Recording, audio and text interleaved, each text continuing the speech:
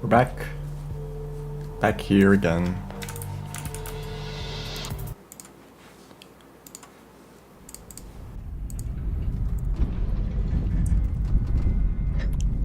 What kind of challenges do we have? We're in an unfortunate location.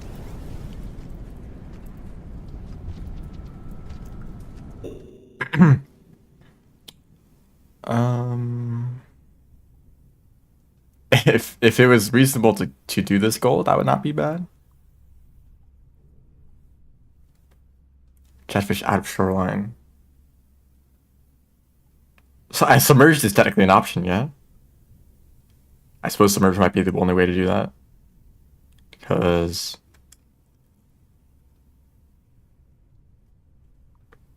I'm pretty sure that's possible, especially with extended breath.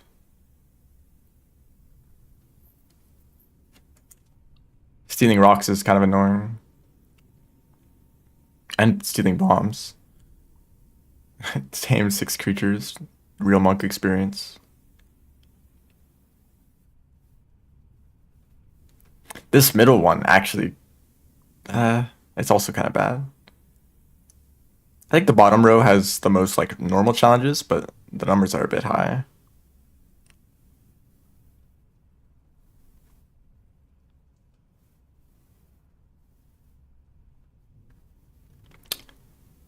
Sure. I mean, it's a lot of points, but,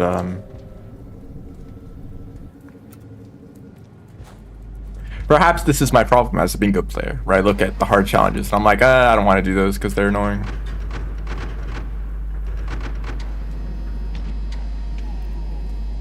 Or is that, like, a good strategy to, like, avoid the time sinks? Go for the valuable challenges.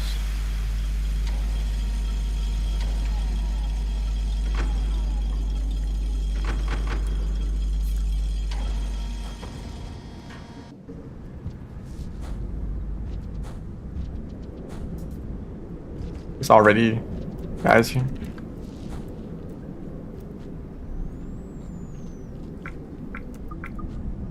Oh, 2 kills in 1 cycle. It's already done. You guys want to move?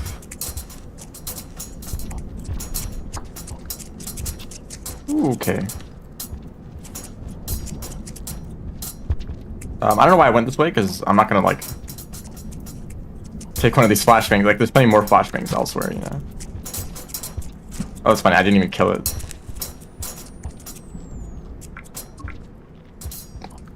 I guess I'll eat one.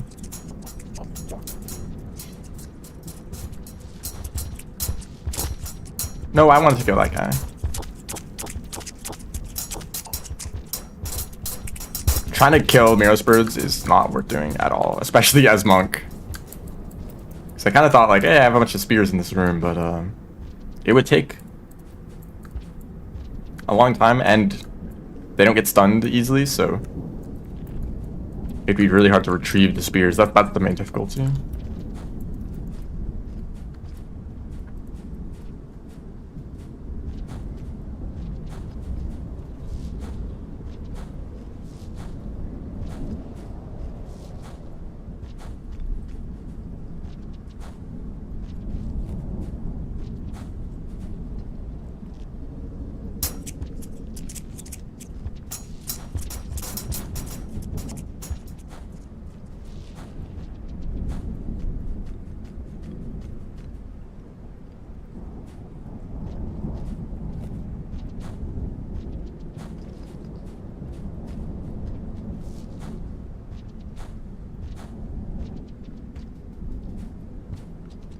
For a second, I thought there was a scavenger in there.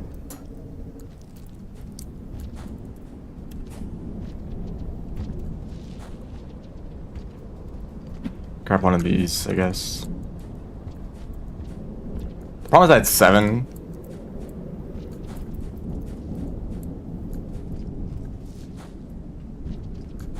Seven is an annoying number to get. To do 3 trips.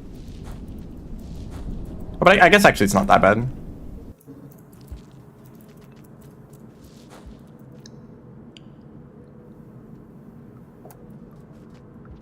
drop them down there.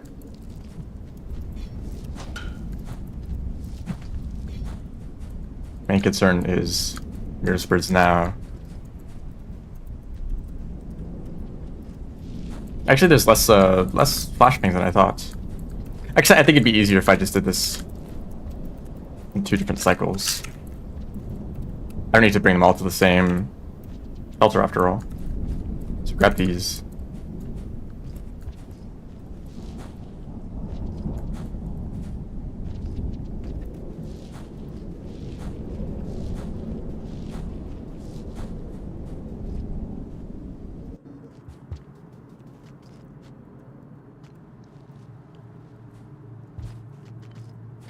kind of a bad position.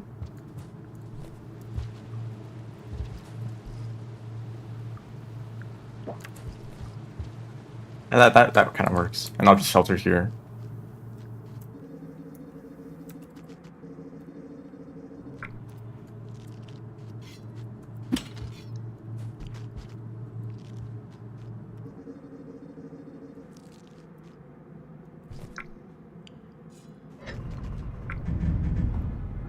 I kind of actually want to test.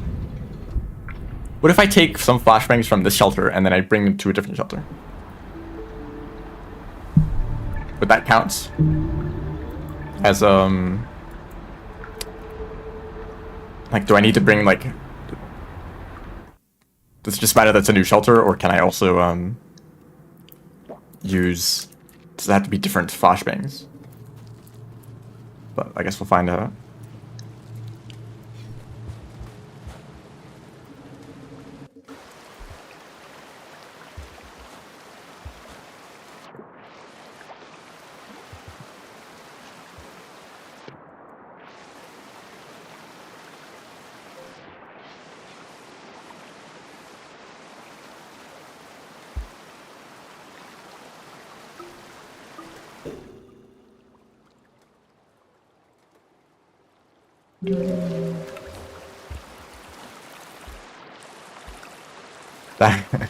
Thank you. So it's kind of funny how we've gotten, like, the worst rolls possible for every game. I mean, it's not a huge deal. We've gotten some good characters, like Monk. I think we got like a Monk, Survivor, and Ruby this game at some point. Obviously, we enjoy those characters. We got like Gourmand twice, and then Artificer, which so each team is allowed to veto one character, and we vetoed Artificer for most of the tournaments. And the reasoning is Artificer is a very, like, volatile character, where you might get stuck dying a whole lot because of bad luck and scavengers. Mostly, I guess, just because of scavengers. Scavengers are the reason. Sometimes other creatures. Oh, look at that. This doesn't count. So, because I use the same flashbangs, it doesn't, alright. And then we didn't get Artificer the whole time, of course. Probably because of the veto, or maybe the veto made it slightly less likely.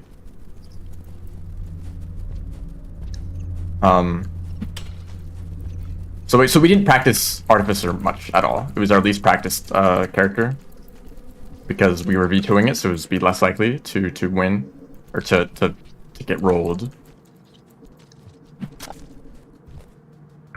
Oh, okay. I need like total points, so I should be killing stuff. But we kept getting Gourmand. we rolled Gourmand like twice in a row, I think. And it's just kind of like, oh, I do want to go get this Karma Flower over here. And just kind of, it's like unpleasant. Like I don't mind playing Gourmand too much. It's boring. I mean, like, there's less movement tech that you can do. Gourmand does have some tech, but it's, I think, less interesting than other slug cats. It never feels like I'm playing fast. Like, I could be playing optimally and doing like all the right movements and strategies and stuff, and it still feels like I'm just like playing like casually, like I'm not in a competitive setting when I'm playing Gourmand.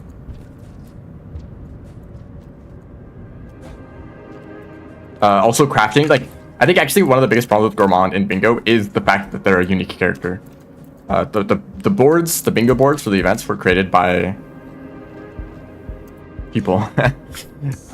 They're created beforehand for each character, so that when we played a game, the organizers could like look at the boards and like, oh, we rolled Gourmand, so let's look at the Gourmand boards and pick one of those to play for the game. And so people would be like making Bingo boards specifically for Gourmand, and because of Gourmand's unique attributes.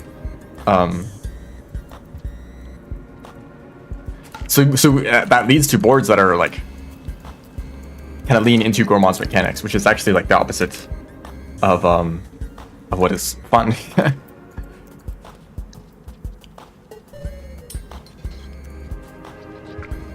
There is stuff related to trading.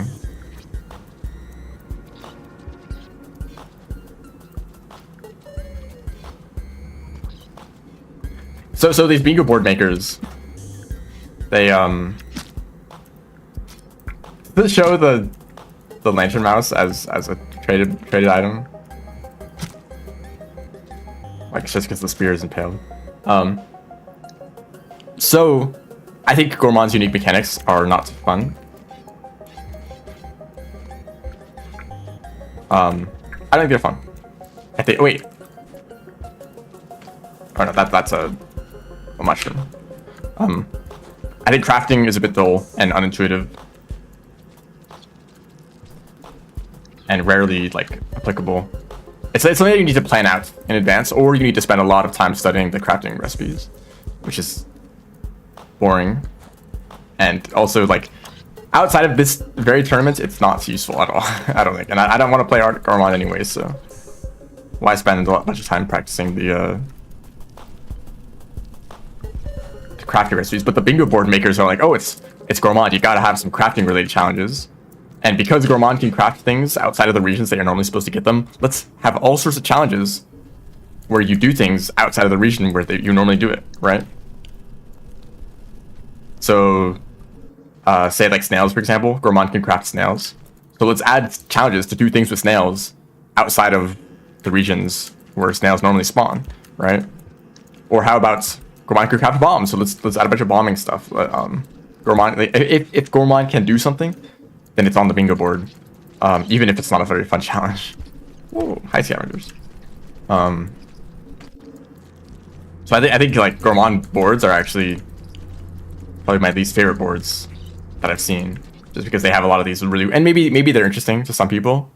It's like, oh, a Bingo board should like accentuate the qualities of the character, you know. Look at the unique things that this character can do. But since I don't play Gourmand that much, and I don't find them fun, so I don't play them a lot, so I'm not used to the unique mechanics, it's a very unfamiliar territory. And it's kind of like, you'll notice whenever there's a Gourmand game, at least for me, I spend a lot of time with the game paused because I have to look at the crafting wiki. Look at the wiki page for the crafting recipes, and it just feels like I'm wasting time just like staring at the screen to figure out how to craft something.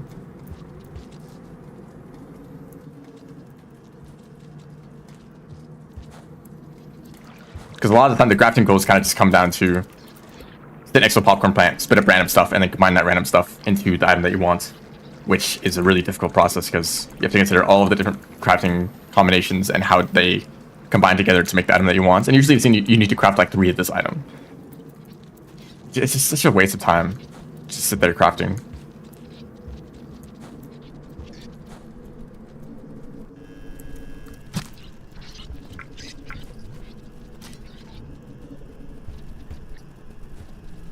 Pink. That's not a pink one. It's like a... I missed. This way has a karma flower.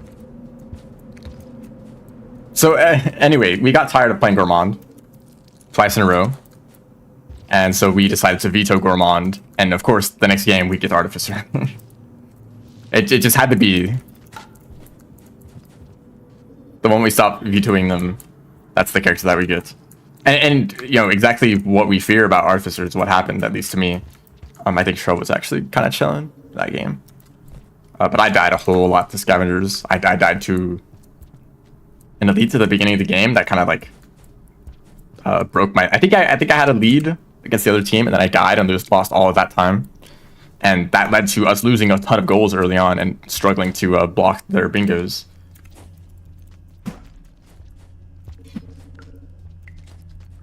That's what made the game so scary.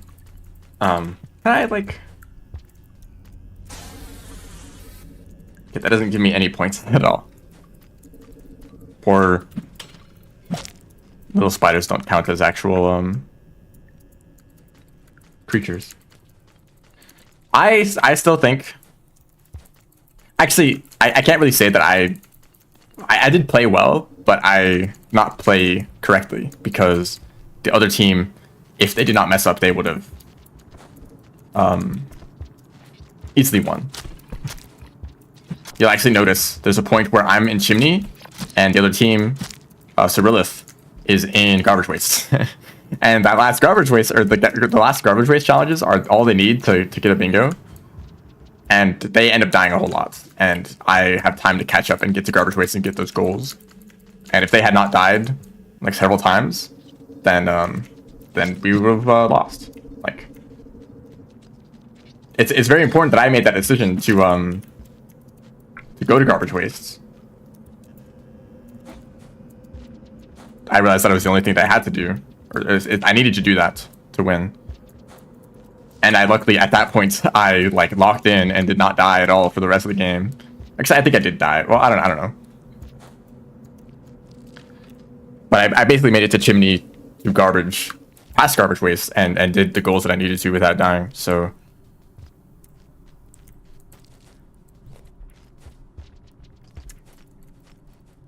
But I think, you know... I also still messed up a lot. I didn't realize that the BLL goal, to bomb them, you had to do it in one cycle. So I bombed a few of them and then sheltered and lost the progress. I think I just couldn't find enough bombs.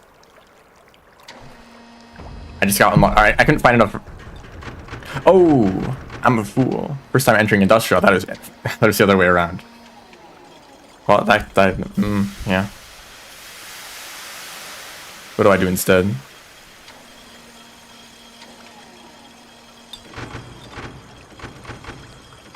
Middle row? I guess middle row, it kind of sucks still, but... I can try it. Like, how do I steal a bomb from a scavenger?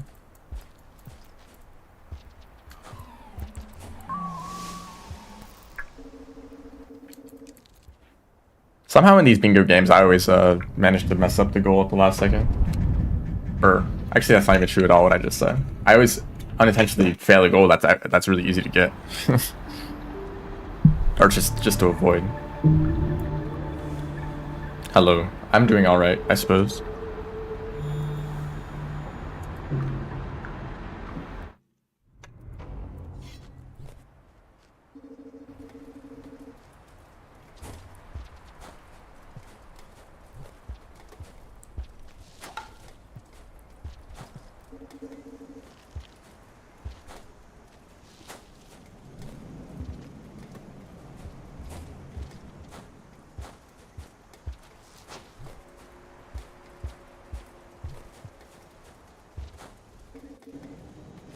Honestly, it would have been kind of nice to lose that game.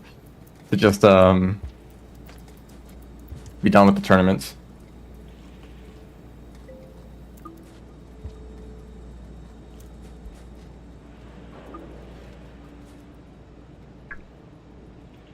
I'm actually, like, not sure what to do for streaming.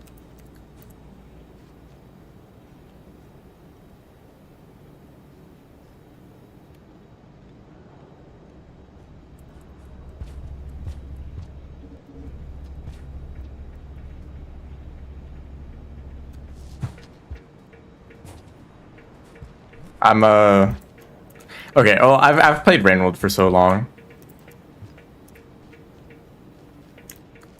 And I'm not particularly interested by Watcher. Whoops, I realized I should have thrown with the rock. I don't really feel like Watcher has enough stuff to like stream for a long time.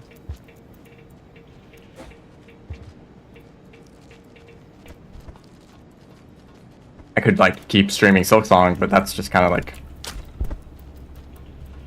boring. I feel like I don't know. Like I enjoy it. I actually speedrunning Silksong has been one of the most interesting things that I've been doing recently.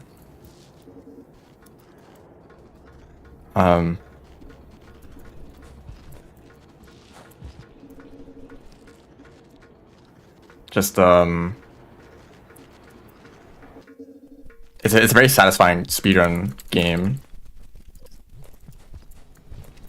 But I'm a little bit worried. Practicing is always fun. There's no stakes, so you can just like try a room over and over again until you get it down. And then it's very satisfying to then chain a bunch of rooms together and actually like know that you're confident with the movements. But doing a whole run is going to be a completely different story, and I'm kind of dreading it. That I'm going to spend so much time practicing, and I'm going to get to runs, and I'm going to immediately lose interest in everything.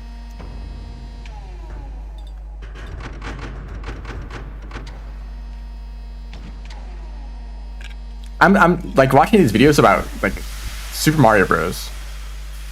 Speedruns specifically, and how it's getting very close to timed tasks and literally doing a perfect speedrun. And like the kind of players who are achieving this stuff is they're insane. You can like look at their attempt counter. How many attempts have they put into the run? And it's like over like 10,000 over 10,000 attempts. I also remember seeing some like NES speedrunner, some NES game. They also had like a certain number of attempts in their game. And like if you're spending a long time, like several years, consistently putting in attempts, it's gonna add up, right?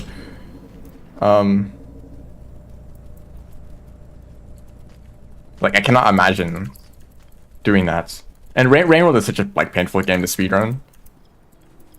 Well, it's actually when I speedrun Mooncat. That's another speedrun game that I really enjoyed. There's no. Well, there's like a tiny minuscule bit of RNG that is actually kind of impactful, but it's like 98% of the run is totally it's not RNG, it's consistent, but it's still a hard game to optimize.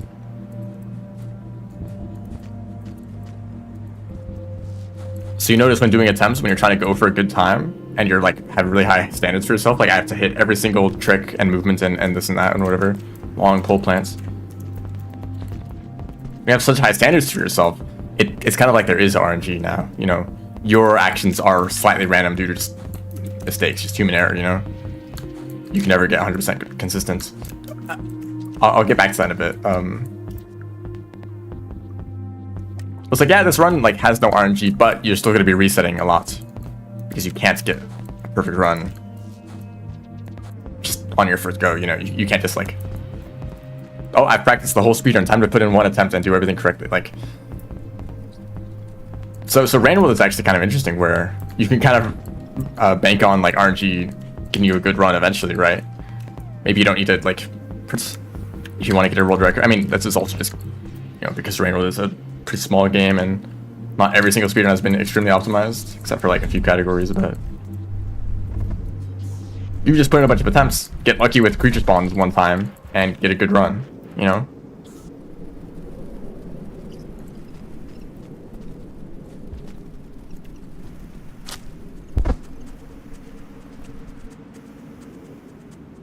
And if you make a few mistakes here and there, it's not a big deal, because one creature encounter is going to make a much bigger difference than any amount of like movement mistakes and such. Of course, the really fascinating thing, there's this really good analysis of Super Mario Bros. Speedrunning that I watched recently. I guess the video released recently. Basically, you can think of the speedrun as a bunch of like skips, because there are segments of the run that are trivial. You can pretty much like it's like 99% success rate, you know. And then there's like specific tricks, like skips and movement and such that are really difficult, and they have some success rate that is based on the player and how much they've practiced and such. So let's just make something up. Let's say we have a 5-minute speedrun and there are 10 like choke points, like 10 difficult like strategies, and you have different success rate with each one. It's like this one is like a 10% success rate. It's like really hard. This one is like a 60% one, so it's pretty good, you know. You add up the percentages of all of them, and that's your chance of getting like a full run completed. And if you don't make any mistakes, you know, then you're gonna get the perfect time.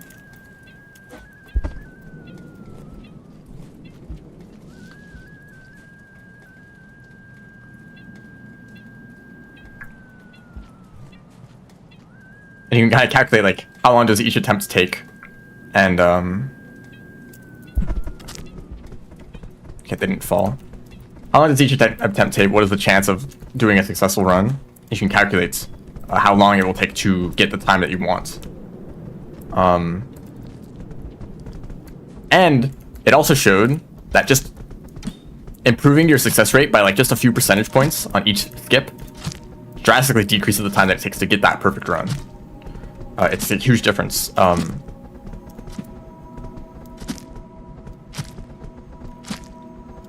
Like if you try to like roll or flip a die or mixing things up, if you try to flip a coin 10 times in a row and have it land on like heads every time, that's pretty unlikely. But if it's like a 55% chance of landing on heads, you just like massively increase the odds just by like just having the coin be like weighted towards one option a little bit more. That makes it like significantly more likely. So like practicing and improving consistency is like a huge help. And you'll notice with like some of the top speedrunners, it's always nifty when you're talking about Super Mario. But it's like he's like way more consistent than everyone else because he spent so much time practicing all the hard skips and whatever. And so he'll spend like a day or two getting a world record. And he spends all the rest of the time just practicing consistency.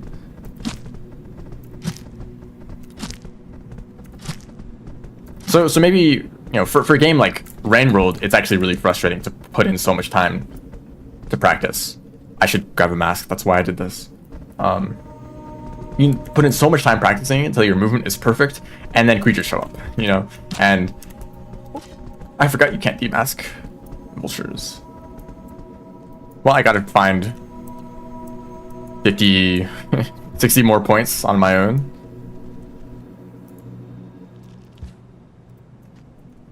I think that's part of what made Rain World frustrating. I didn't really put in enough practice to make it work like that for real. Why did you change length? I mean, you can be whatever length you want. Like I'm not judging. Oh.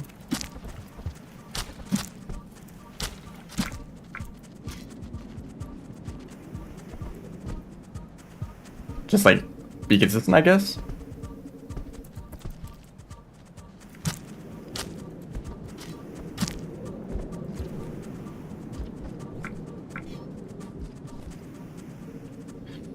Let's say there's a hypothetical Rain World speedrunner who's perfect at movement.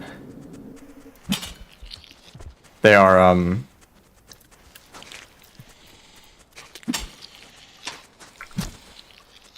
got lucky.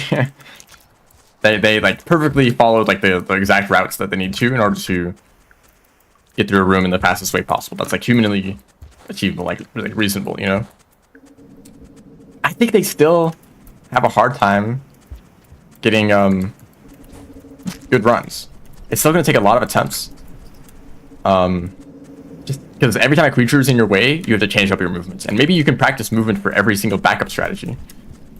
But the backup strategies are going to be slower, or it's risky to interact with the creature at all, and so you're more likely to die. Maybe you play it safe and you always take a backup strategy that like has the highest chance of survival given the creature spawns. Damn.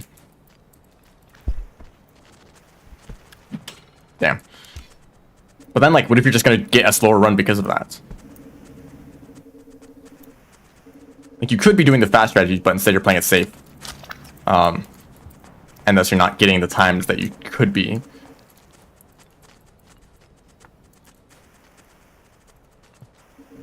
For a game like Silksong, there is randomness. I don't think randomness is a very big deal yet. I think we're going to look at the world record history, and there's going to be a lot of time saved left until RNG is something that we care about.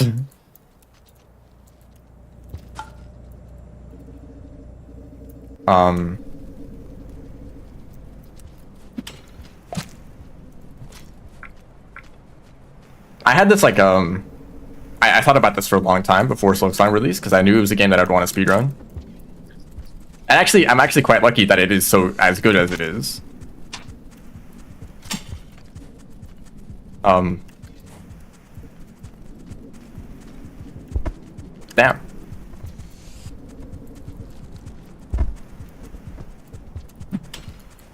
He really managed to escape after 2 spear. Oh, I guess I'm monk.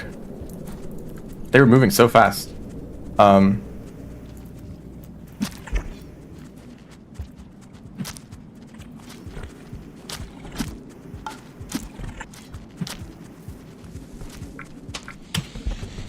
monk, so I could not have died to that.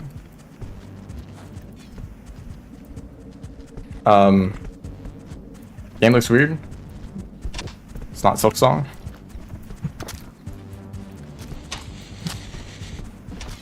I'm playing monk. Man, monk doesn't exist. It's only Gourmand and Artificer. Can one of you die? My goodness, how little damage do you? I think they are dead now. No.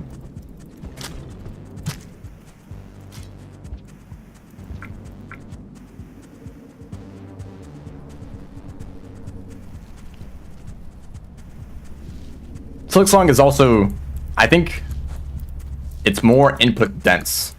It's like an hour long. It's like an hour-long run. And each room, or some rooms, have like quite a lot of movements. I guess Rainworld can be pretty input dense too.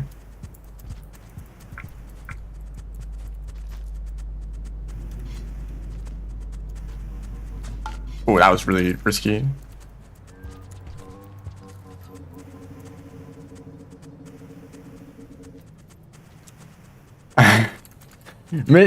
I think people like did the math, and like statistically, it's just like you're never gonna get a run by randomly going through doors or pathways in the mist.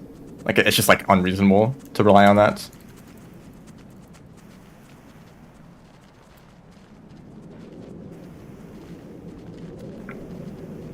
Well, if I just kill this guy, I get enough points.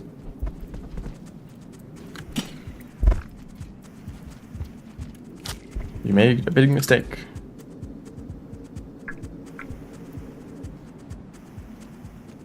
And then a scavenger will have a bomb and I can just steal it.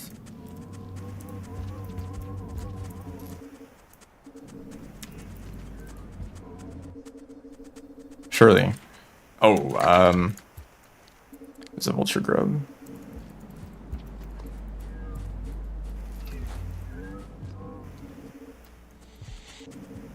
I don't know. I'm not sure. Oh, my strategy. Oh yeah, I was gonna explain this a bit.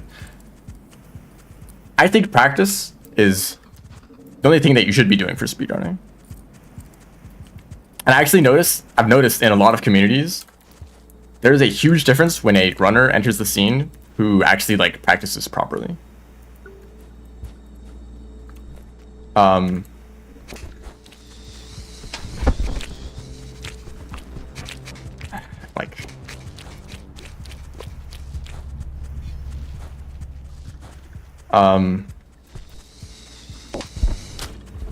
You'll have runners who like just do runs. Maybe they'll practice like skips. Maybe they'll but like if they just play the game a lot and do like a bunch of runs, if they've done like hundreds of runs, they're gonna be pretty good at the game and probably get world records just because they're the one who played the game the most. And then there's some random person shows up and they split the run up into a bunch of tiny little segments and practice each segment individually.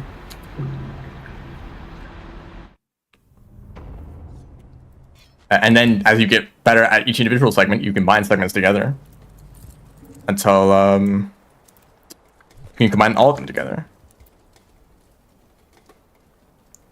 Think of it like Geometry Dash. Geometry Dash is really interesting because it demands perfection. You can't lose time. It's not like a speedrun where you can lose time and it's like, well, I'll still finish the run, but it'll be like slightly worse than it could have been. It's like if you mess up, you just die and you restart, right? So you have to beat the whole level from start to finish with making no mistakes at all. And the more difficult levels are much more demanding on like how perfect you have to be.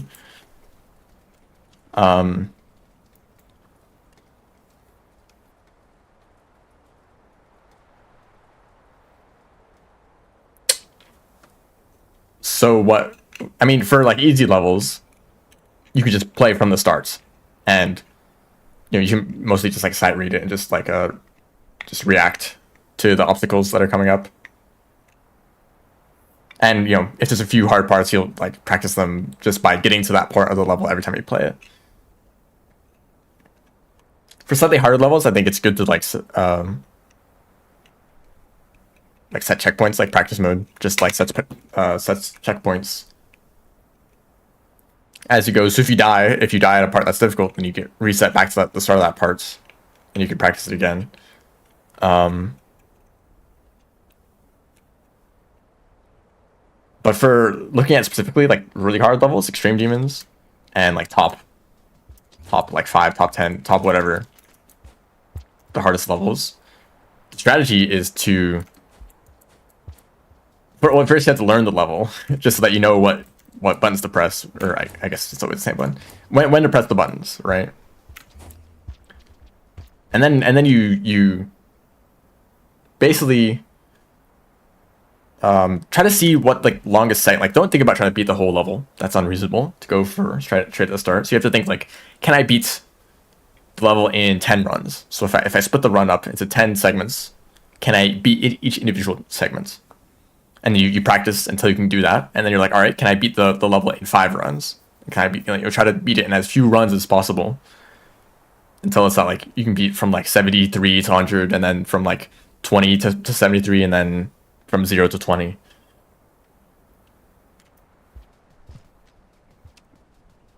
Of course, Geometry Dash and other difficult challenges also have this problem with nerves. if it's like a really long level, or if it's a really long speed run, then you're gonna get like stressed out by being on a good pace. You've done 80% of the run really well, and now you have the last 20%. You have to not mess up at this point. And that's something that you're not gonna practice if you just do segments. So I think maybe also practicing like full runs is also just important, just to build up that skill of like be able to perform. In a situation like that. I don't think I'm gonna get a scavenger. I don't know how to do this challenge. Like, what is the most consistent way to do this? I don't think you can give a scavenger a bomb and then take it back. I don't think that works.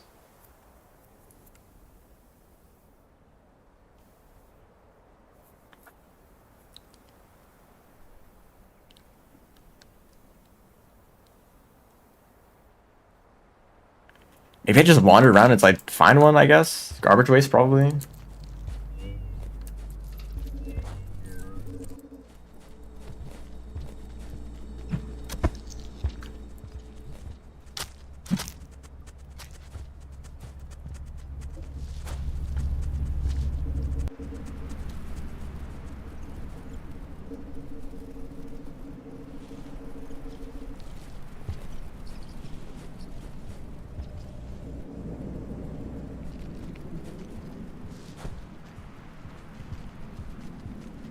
So for Silksong, I like the idea of getting a good run eventually, but it's not at all a priority at the moment.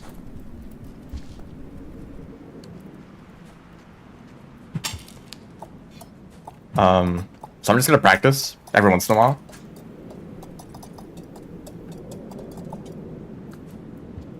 And also like do like here's a good strategy that I really like. Do like a run or like a larger segments, And every time you make a mistake or don't remember the movement for a room, just write it down. Just like write down what room it is. And then later when you're practicing, focus specifically on those rooms that you struggled with. And you'll like work on eliminating the like slowest parts of your run. And technically, if you just keep doing that, keep practicing larger segments and then practicing the like individual rooms that you're struggling with the most, eventually you just run out of mistakes to make, right? And obviously in like a full run, you're still gonna make a mistake at some point. But that's a good way to do it. Hopefully you'll avoid situations where you like consistently mess up at the same parts. Like, oh, I keep dying at this part of the run, it's so difficult. Like, that means you should practice it. That's where your improving consistency would improve the most, or improve your like success rate across the whole run the most.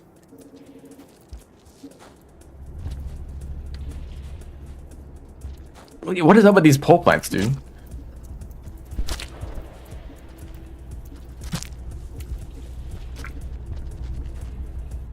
This guy's like the worst creature ever. He was actually kind of chill.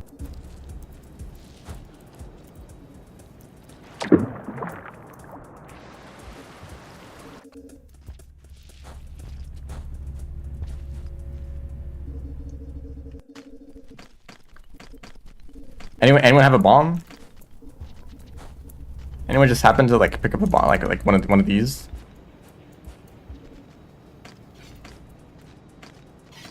Okay, so like how do I do this?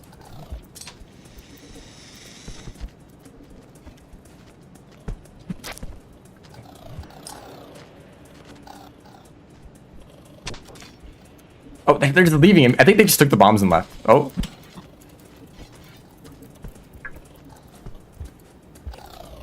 Okay, I have to lock this in immediately.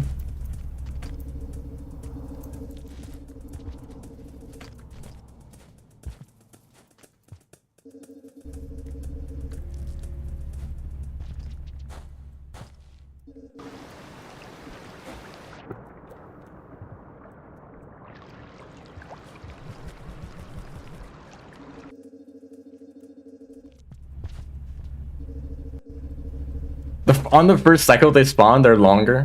What kind of bug is that? How could that? What change did they make to the game that causes that to happen?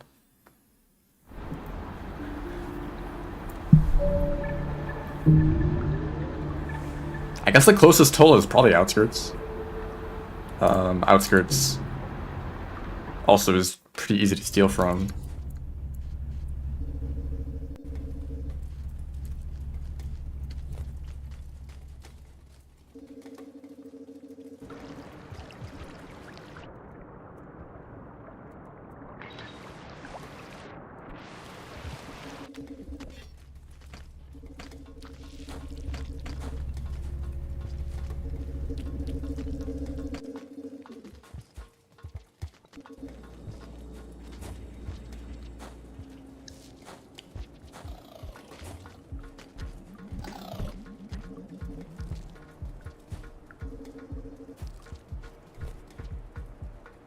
Oh, I have a bomb.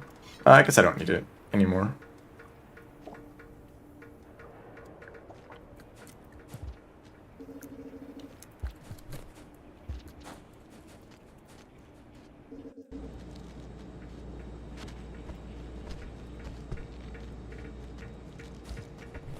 You know, when I was practicing Grain World speedruns a lot, I kind of pretended that creatures didn't exist. In a handful of runs, I think that kind of does work. Like some Rivulet categories have very few creature interactions. Or Rivulet is just so mobile that you just can't, you kind of can't just pretend they don't exist, you know? They'll just jump over them.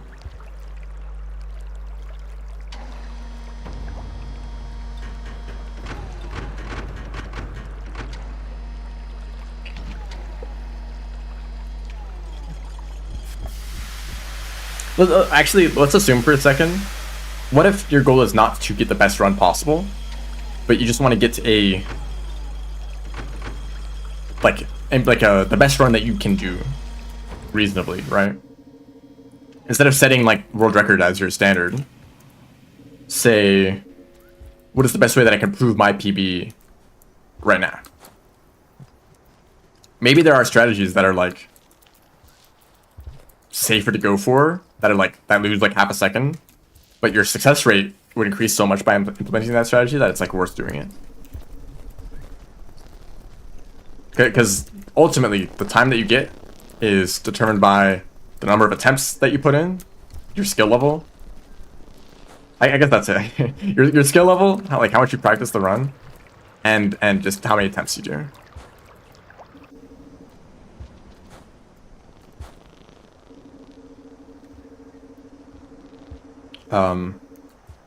And by going for riskier strategies, you're making it more difficult. You need to put in more attempts to like maximize the potential of your routes.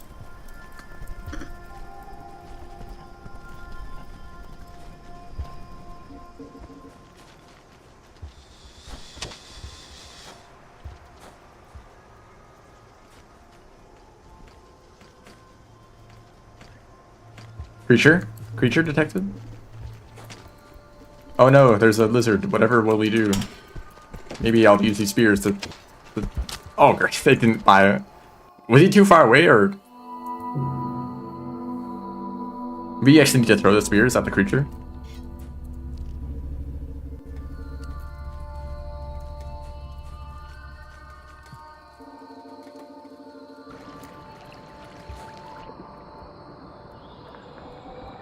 I think they were probably just too far away.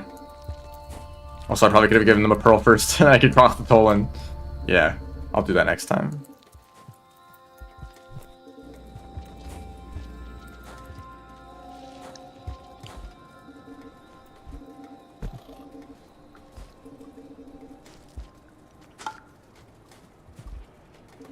Like, let's assume you can reasonably do, like, 100 attempts of a speedrun. Which is, like, not that many, but if you take each attempt seriously, that might be, like... You know, a very long time. If the speedrun is, like, an hour long, and you do, like, 3 attempts a day... That should not have hurt. You know, that's, like, several hours of doing attempts, still.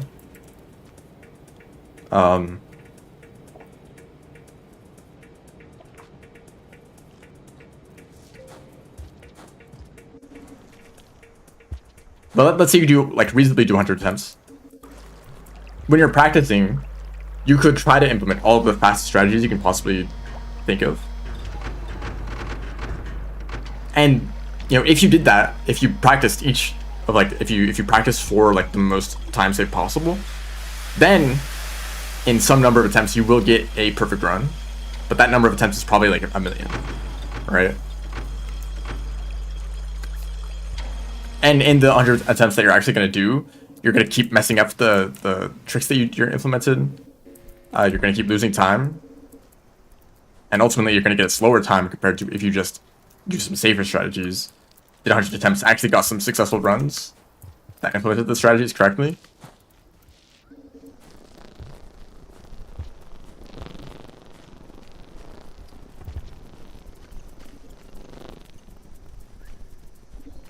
I'm not sure what the best approach is. I also don't know what my skill level is. I don't know. I could... If I spend the next, like, 4 months, for example, practicing the speedrun for Silksong, trying to keep up with, like, the latest strategies and time saves and whatever, if I spent 4 months, and I finally do runs, how fast will those runs be? I have no idea what the answer will be. Maybe I'll be able to compete with world record. Maybe I'll be in, like, 20th place. If I end up being in a position where I can get a really good run, like maybe can use a world record, then maybe I should care about implementing all the strategies possible. Or maybe, given like 1,000 attempts, I'm never going to do that, so I should not bother.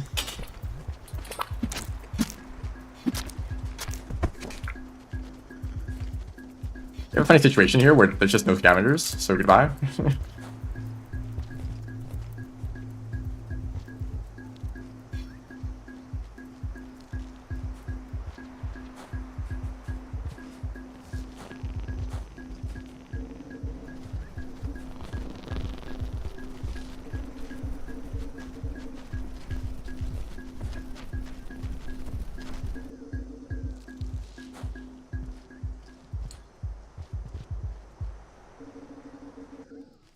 I remember when I was doing Act 1 speedruns, there's one skip that I was trying to do in Blasted Steps, and I messed it up like every single time. I did it in a run, so it only lost me time.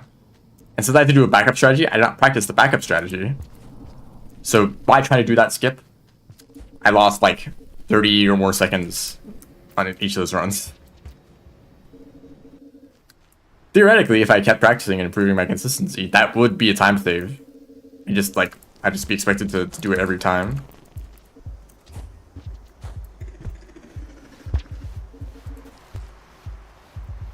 But given that that was a pretty short, I probably should have played it a lot safer for that event.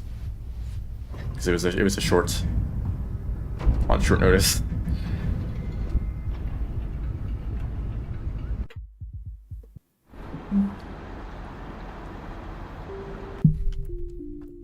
Weird bingo for Monk.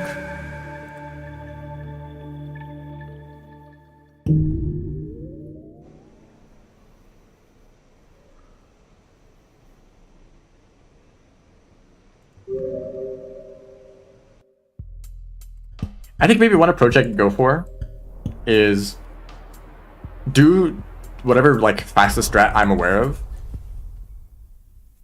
So like look at what the world record does. I mean this is kind of been my strategy already. Look what world record does. Copy that, and if I struggle, then go for an easier strategy. If not, then just like I just save time, you know. I've seen the ending. I've not played Watcher. I don't plan on playing Watcher either.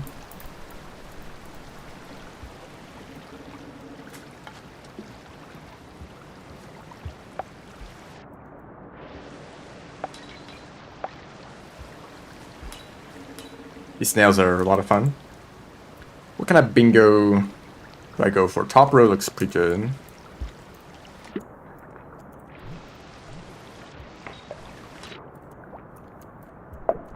No.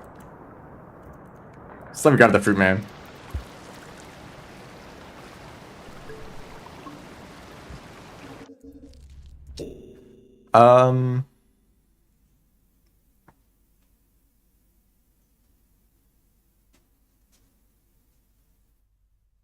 Top row is actually like really, really good. Okay.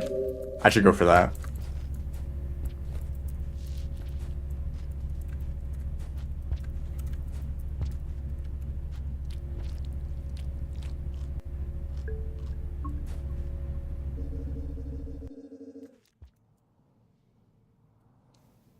There was this game.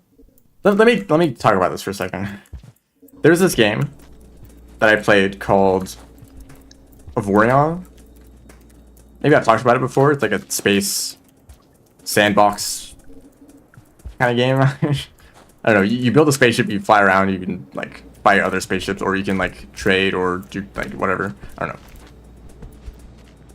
know. That game is I have mixed feelings about that game because it's really cool on one hand, but also it's like really boring the rest of the time.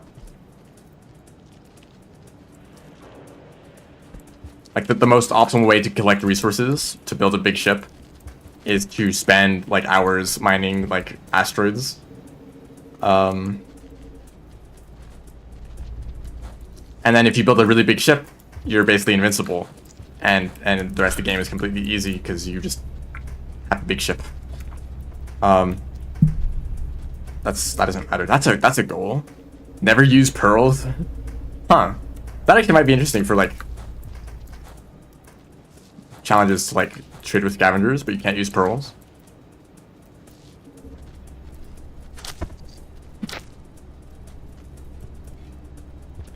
Space, by the way, for anyone who didn't know, space is huge, and empty. Actually, that's not why the game is bad, because I think the things that are in space in that game are the most interesting parts, and also that game kind of reminded me why exploration is good, or why exploration can be good, where I guess I don't know how familiar most people are with space, but I'm pretty familiar with it and all of the phenomena out there. various celestial objects and such. And that actually is not what the game is about. You mostly interact with space stations and like asteroid fields, and you just see planets off in the background, and you don't actually land on the planets at all. This is not the Safari. This is outskirts. This is not industrial. Well, let's just go to garbage, and I'll just pass it back to. How did I read that wrong? I saw that. I totally thought it was this unlock.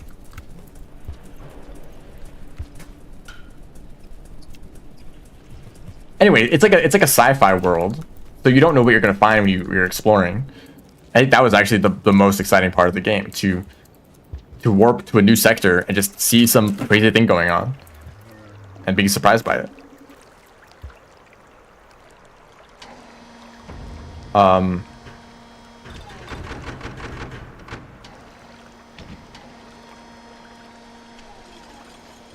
It's like, hey, I just saw something that I've never seen before, and I get to like interact with it, and like maybe I'm struggling to think of examples.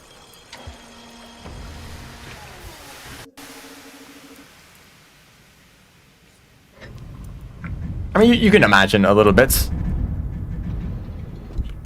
in a sci-fi world that's like not boring and actually like written well, that you might find some interesting things when you're just traveling around randomly.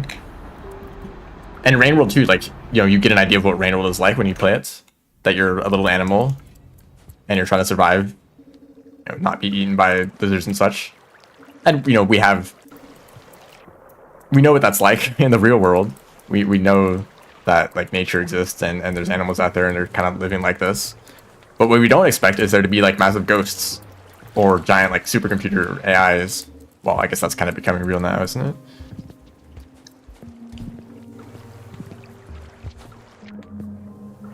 And then those massive supercomputers have a negative impact on the environment. The foreshadowing was crazy. And it was definitely only Rain World came up with this idea, nothing else.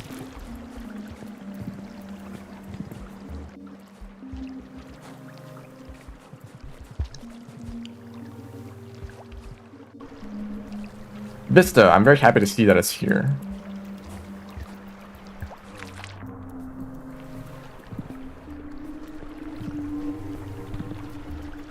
Did I turn off lag?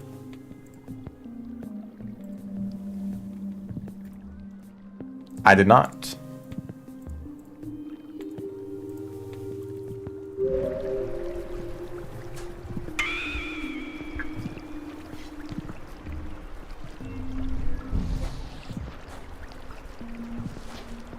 Oh, I want to hit that guy in the face.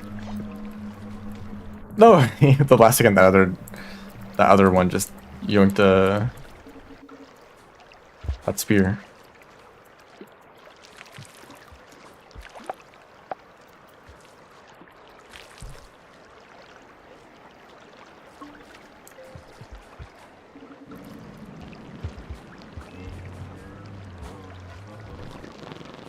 Oh, thank you. Took the leech. I just think it's so fascinating to explore. Like people are so boring sometimes. You're writing like fiction. You can literally write and make whatever you want in this fictional world, and you decide to like pick all the same like boring tropes that we've all seen 1,000 times. Like, watch any like Ghibli movie, and you'll get you'll like see what like actual creativity looks like. Or like play Outer Wilds.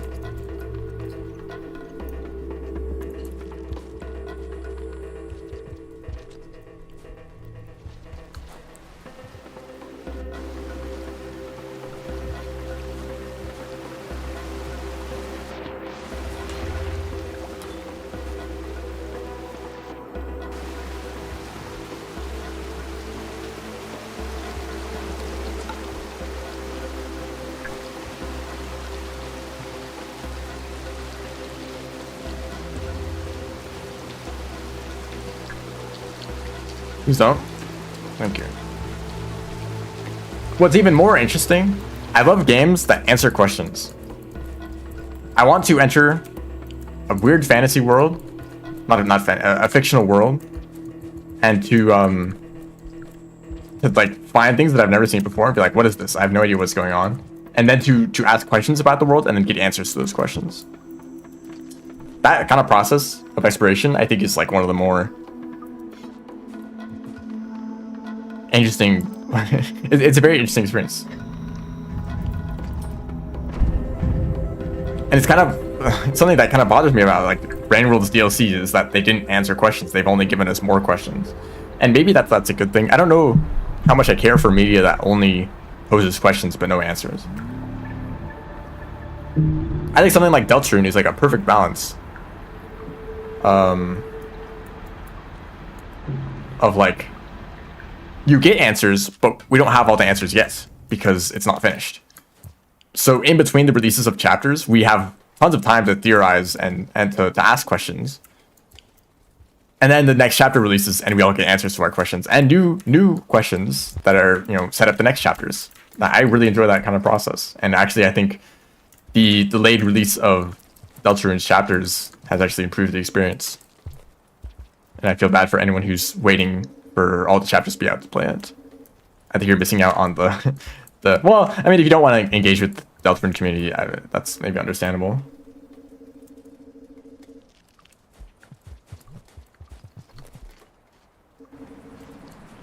But instead of just like asking a question and just immediately getting the answer in the next chapter, it's like you have to spend some time thinking about like what could be going on here. 18 points is actually a surprising amount.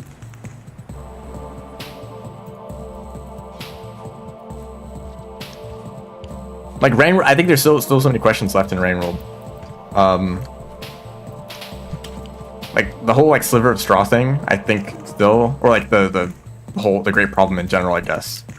It's just kind of like it's not for the Sluggets to worry about.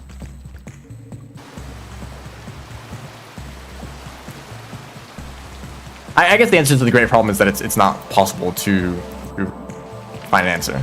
There is no solution. That is what Downpour tells us.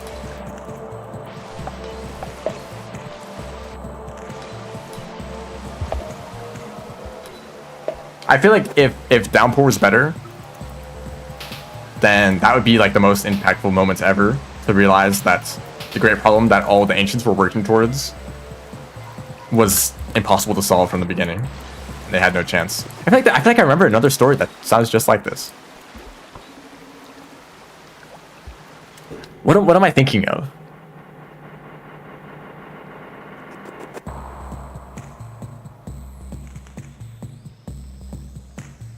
A lot of effort put into one problem, but there was never a chance of solving the problem.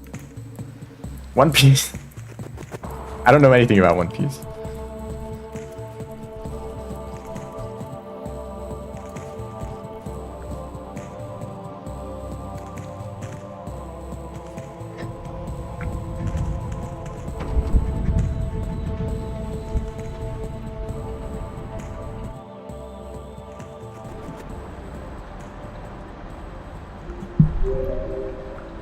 I think Outer Wilds is the best game at answering your questions, because that's literally the gameplay. That's what the game is asking questions and then getting answers.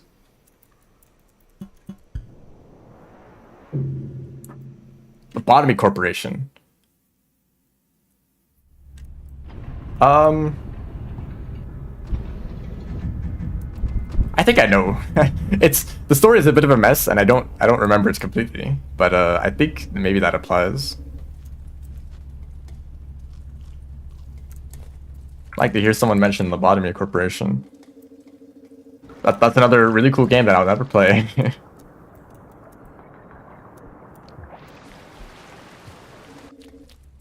I must be one of the few people who likes Lobotomy Corporation but has no interest in any of the other games.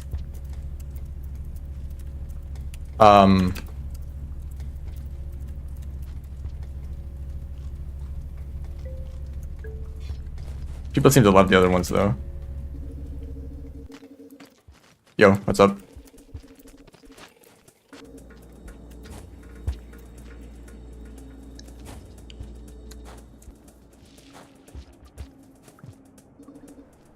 I feel like I can't take like Saints ending seriously. I feel like it should, like, on paper it should be like a really satisfying, or not satisfying, but like kind of like tragic conclusion that like all of the Iterators' efforts were pointless. I think maybe because the problem isn't exactly defined and we don't even know what they're trying to do. Because for the longest time, I thought the problem was just to find a way to ascend. That the Void Sea was too dangerous. And, actually, I think that's it. It's like, the problem isn't even that interesting of a problem, because they had a way to ascend, and they all did. So what is the point of the Iterators, right? So the Iterators feel pointless, and then when it's revealed that it was pointless from the beginning, it's like, well, of course it was. The Ancients all abandoned them.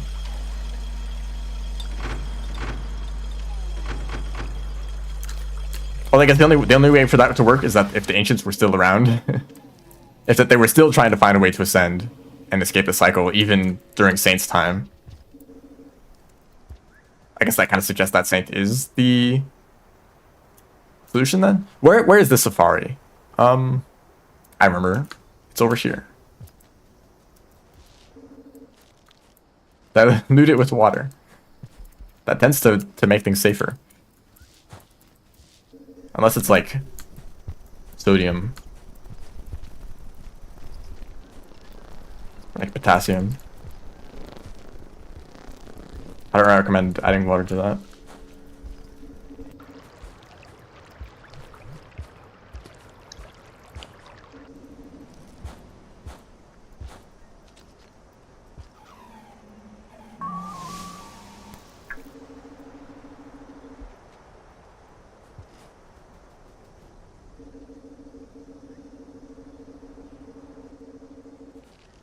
What do you mean here? There's very little overlap between people who know anything about chemistry and Rainworld. Oh, you're more dangerous than I assumed. Well, have fun on the Wormgrass. Forever.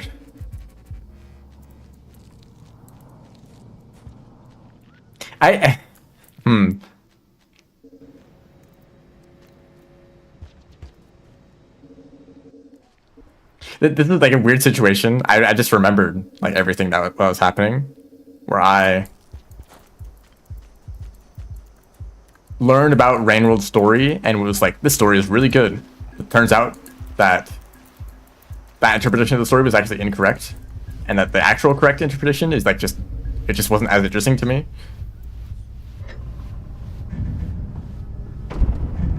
So I feel like the interpretation that I had originally, that was like, the Iterators, or the Ancients, wanted to ascend.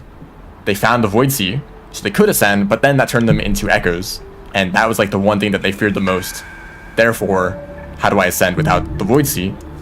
So it creates massive supercomputers that just try to find a way to ascend the great cycle that we're all stuck in, and yet they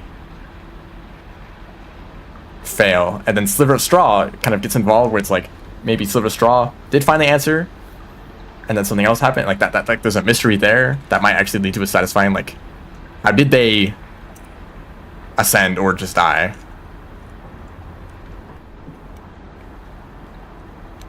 But that's not what the story is. That's just like incorrect, because actually the Ancients wanted to ascend everyone, all life, or all living things, all not living things, because they might also want to ascend rocks and stuff. And of course, that's like just kind of unreasonable. So like, well, I guess we have this Void Sea, I guess we'll just use this instead. But turns out the problem is still impossible to solve. Actually, no, that's kind of what Downpour says. Downpour is like, yeah, that is what the problem was. We were trying to find a way to ascend, but it's impossible, because once you've ascended, it's impossible to check. But that kind of like, how do they know that the Void Sea ascended them in the first place? I think Rainworld's story has so few answers to its questions that you just get more confused the more you think about the story. And an incorrect interpretation was actually just more satisfying, because there were less questions.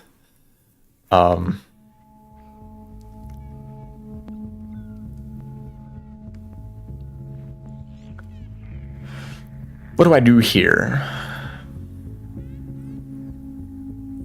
This does not look like a very pleasant board.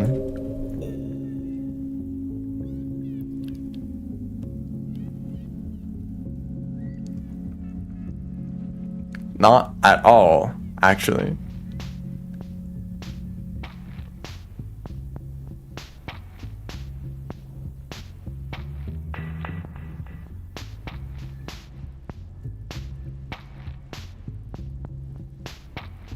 I don't think there's enough pink lizards and outskirts to do that. The other ones actually, these aren't too bad. You know, I guess that's the next, like, not like awful one. Oops. I don't need to eat you. Hunter, it's always funny to play Hunter and realize that they are faster.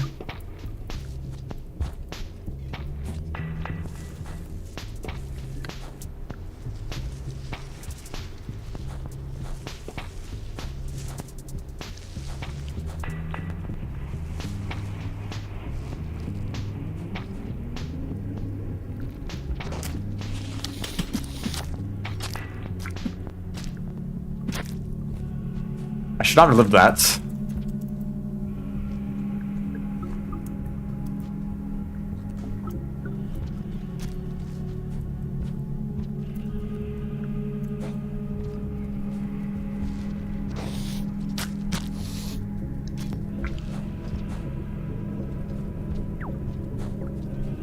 Big fella. This route is gonna suck. I already know I'm probably gonna die at some point. Oh, that's a yeah jump. Yep. Can the sound effects work, please? I just bounced on his head.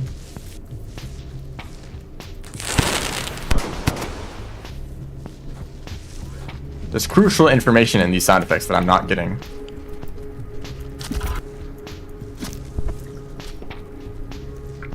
Get out of the way. I'd like to go down here.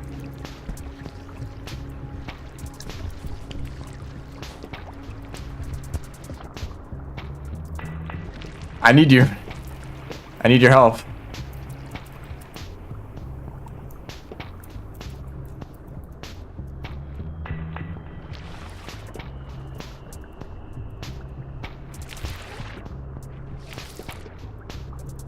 Oh, eating dirt. Are you like a prototype for the way to ascend like rocks? Just eat them. I guess rocks do ascend because they dissolve in the void sea.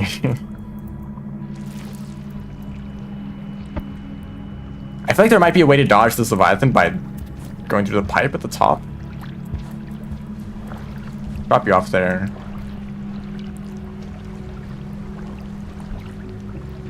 Oh, I don't think they're hungry. No, they don't even want to bite at all. Oh, that's a shame.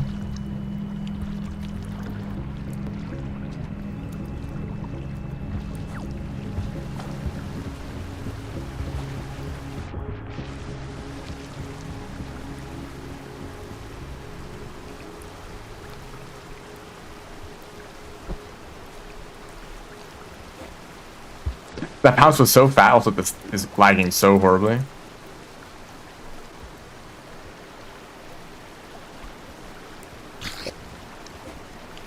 And that salamander was really loud for a second. Everyone's favorite functional game. So functional. Yep.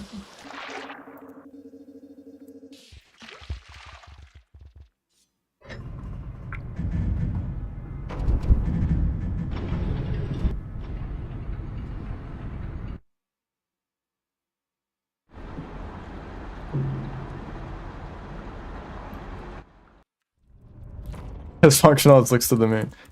That's crazy. Looks to the moon is like a reference to, it's like a meta reference to the game itself. I don't know if this is just like Undertale, like permanently affecting my brain chemistry, but like meta games are so fascinating. Obviously you're playing a video game and you're aware of that, but like integration that kind of like crosses that gap is like So interesting. Oh, I hit the mole. I'm living somehow.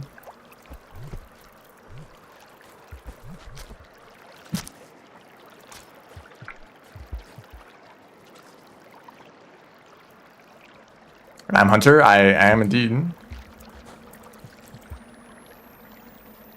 I finished Survivor. Paper shredding? What does that mean?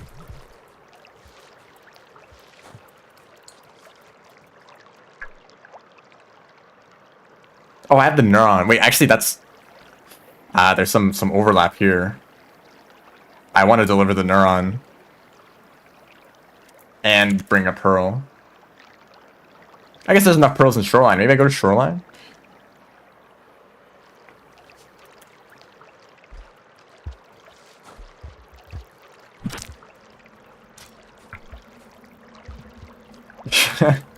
Okay.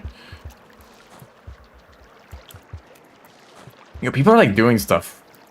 You're not just like sitting. It's not like you're in a movie theater watching the stream.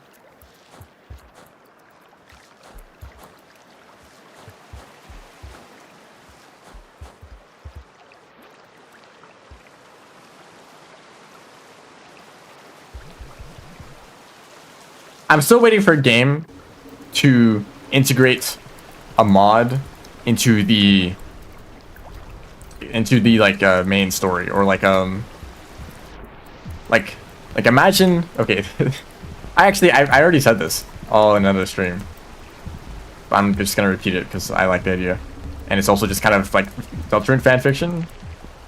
Like imagine there's like some sort of like destiny, some sort of prophecy, and it's like it leads to a bad ending. It's like, well, our actions can't affect the future because we're in a video game and the code is set in stone. There's literally no code that like describes a good ending. So you need to like go and like download a mod that gives you that good ending to force it to happen.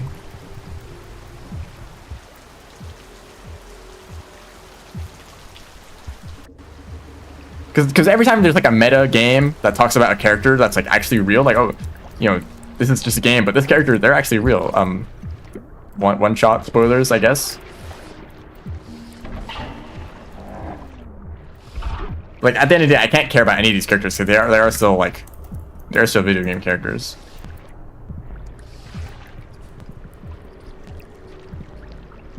But like, what if you play into that and you're like, yeah, they're like, they don't have control over their, like, they don't have free will because they're video game characters.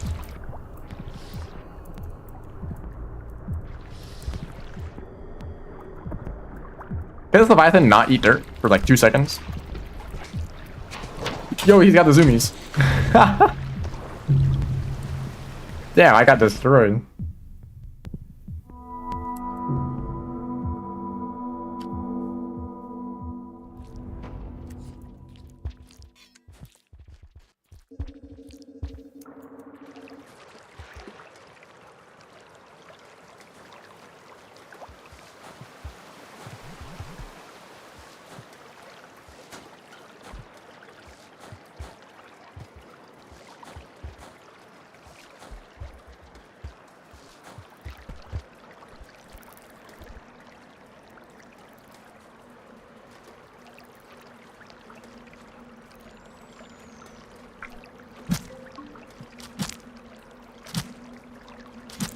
Why do centipede slimes not care that they're being killed?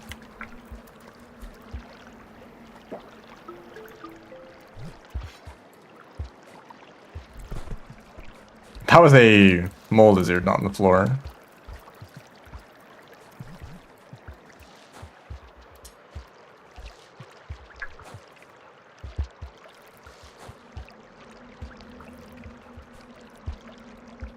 I think it's because they're dead. I had this idea for a game. I don't know if I'm still gonna get around to making it.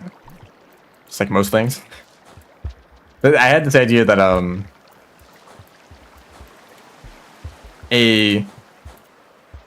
a game that's like stuck in like a time loop because it's in a deterministic world, and the same set of actions always play out the same way every time. and thus they must create a portal. Well, actually, it doesn't really make sense because then they would create the portal in every loop if it's exactly the same. So it wouldn't be a loop; it would only happen once. Or maybe they do create a portal, but it doesn't work. It doesn't work until the player shows up and they connect to the portal. This is just Deltarune again, by the way. Every idea I have is just Deltarune. But they create this portal, it doesn't work. And then the player shows up, they connect with the game world, and through the player's actions, they can actually change stuff because they're an input outside of the deterministic code of the game. So this Leviathan is just never going to work. I guess I'm going to Shoreline, so I'll just use one of those Leviathans, whatever.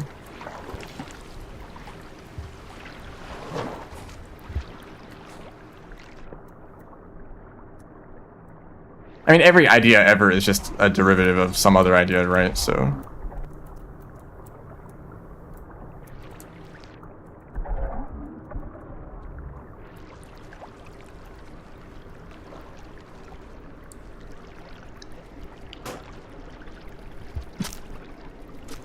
Are you already dead? Oh, I don't need food yet. I just like stabbed this dead body for no reason. Also the sound, or maybe this, I don't know. Maybe they were alive and I just didn't hear the sound effect of them dying. I'm just gonna leave. I'm just gonna go to Shoreline, alright?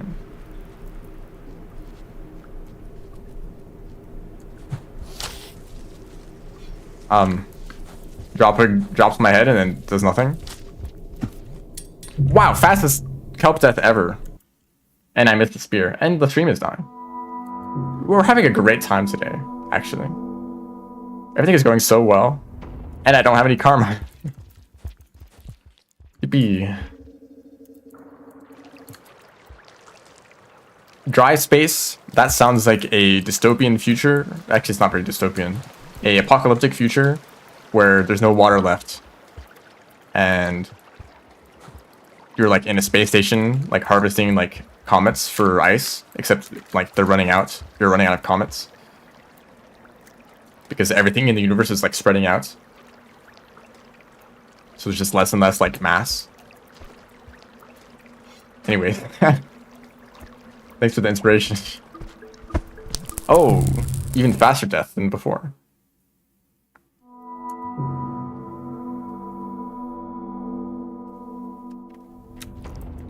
Maybe that's not apocalyptic. Maybe that's just like the inevitable, like, passage of time, you know?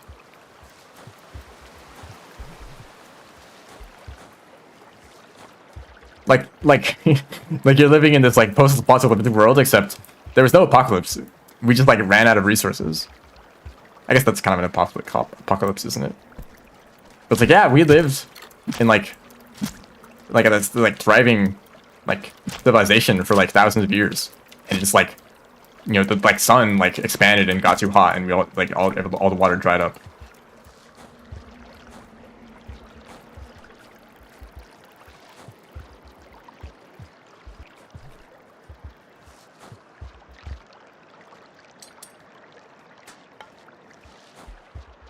I also like to think about how like every time you come up with an idea, someone else has already come up with that idea before, because there's like 100 billion people have lived ever.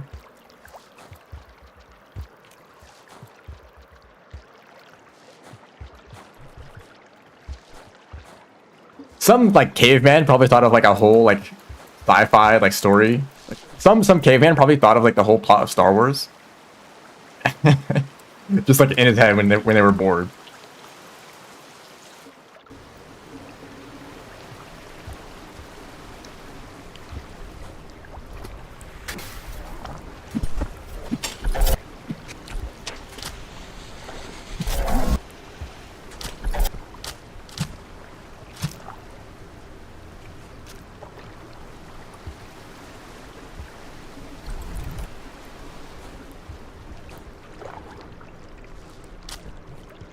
I'm kind of sick and tired of these sound effects not working.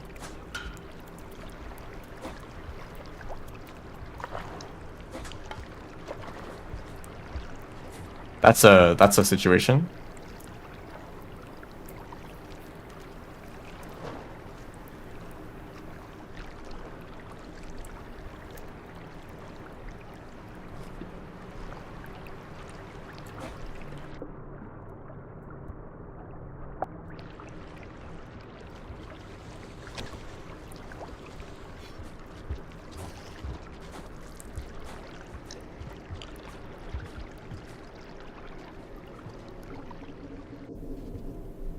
Oh, yes. Actually, I'm going this way, so I don't care.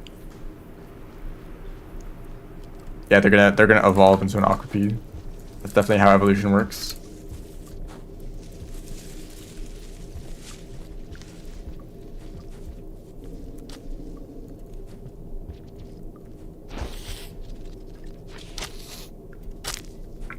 What's that sound effect?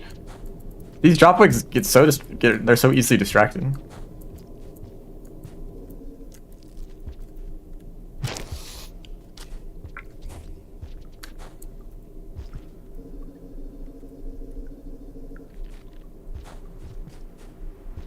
So I think I just need a passage. Well, there might be enough food. Actually, hold on. I'm gonna go back and eat that dropwig.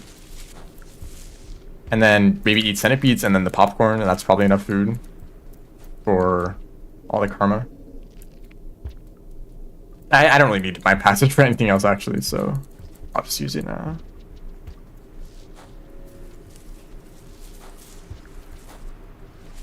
I've never seen that move before, where they just crash around randomly.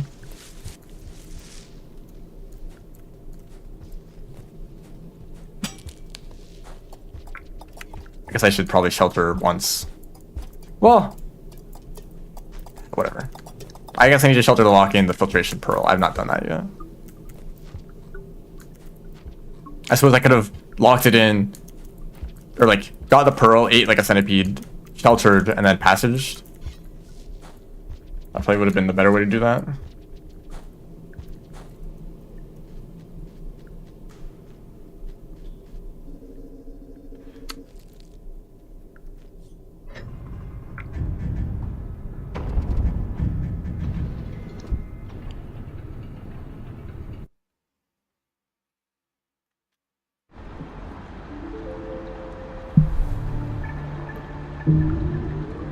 I don't know about you guys. I don't think I can hit 6 Nudiflies with spears in one cycle. Or tame 6 things. I mean, that's probably a little bit more reasonable, but like... that's a lot of Nudiflies. And they're kind of a pain to hit. And if you do hit them, they just die immediately, so... I forgot the passage. How much karma is this gate? Oh. It's actually not that bad at all. I was worrying for nothing.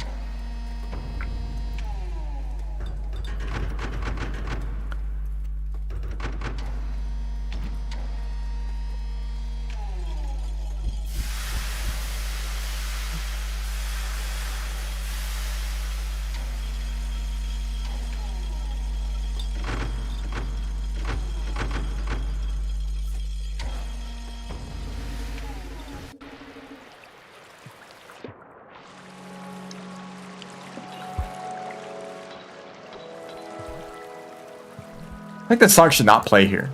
Why is the song playing right now? This is very different than the other entrance of Shoreline.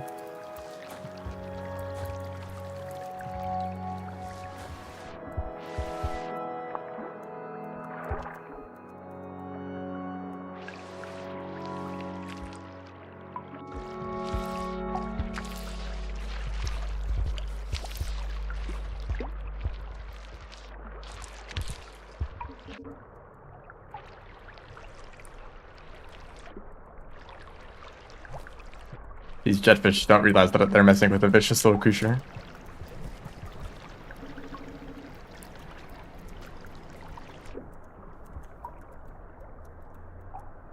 Hunter will eat you.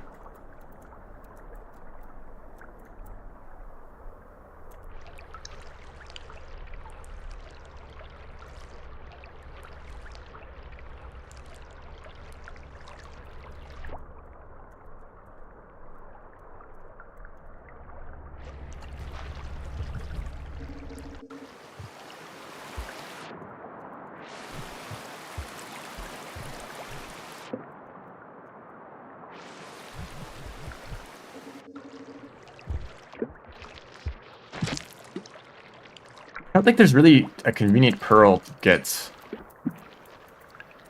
I guess, shaded?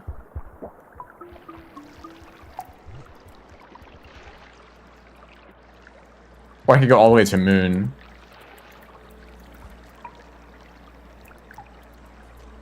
Do I want to go all the way to Moon? I guess I could. And I might dodge the Leviathan on the way.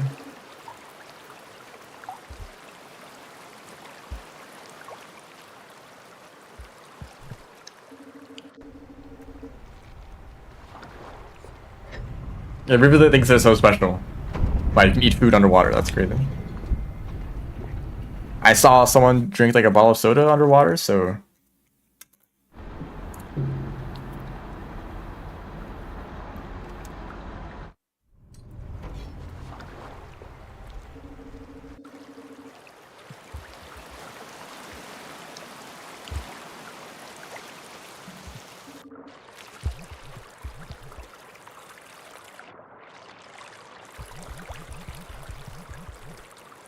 A land dodge would be really nice. There's a jetfish down there.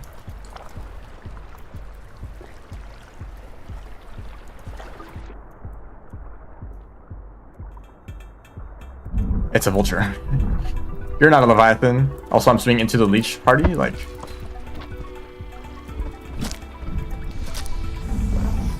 I have a shield.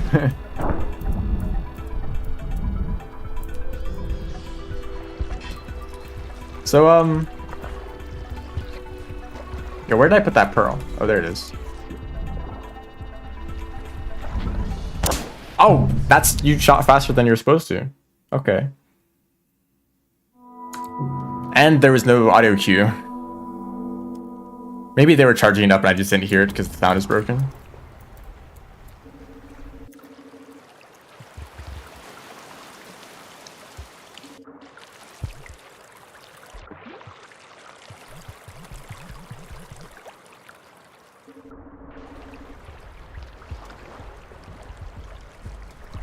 Deja vu.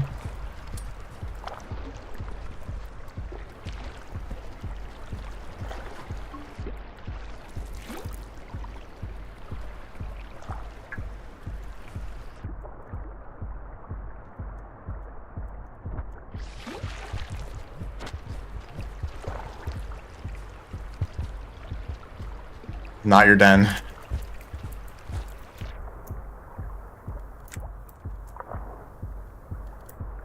Well, maybe I'll wander around here until Leviathan shows up.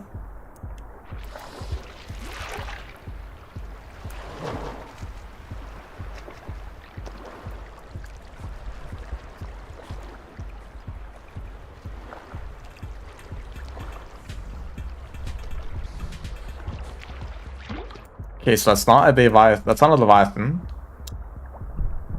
I've noticed. Not at all, actually. Pretty far off. You're really fast. How are you catching up? I'm dead. I didn't think the King Vulture would catch up to me that quickly going underwater. Maybe I just go to Moon. I don't know.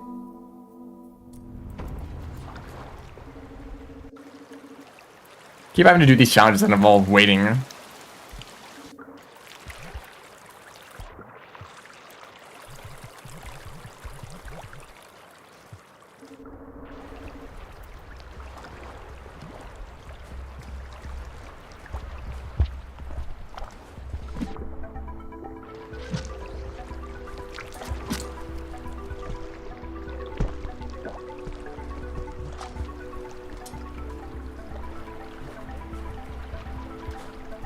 Like, you can wait for the Leviathan to spawn or a King Vulture.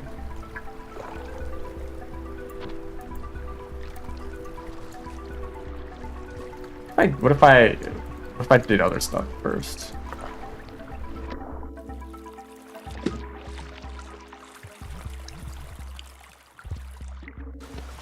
Near Moon's area, it's a lot harder to dodge, in my experience.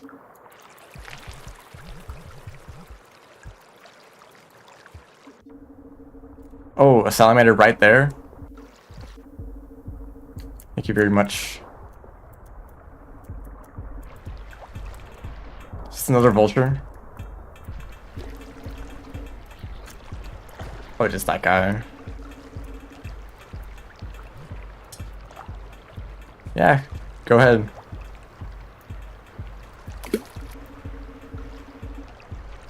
Okay.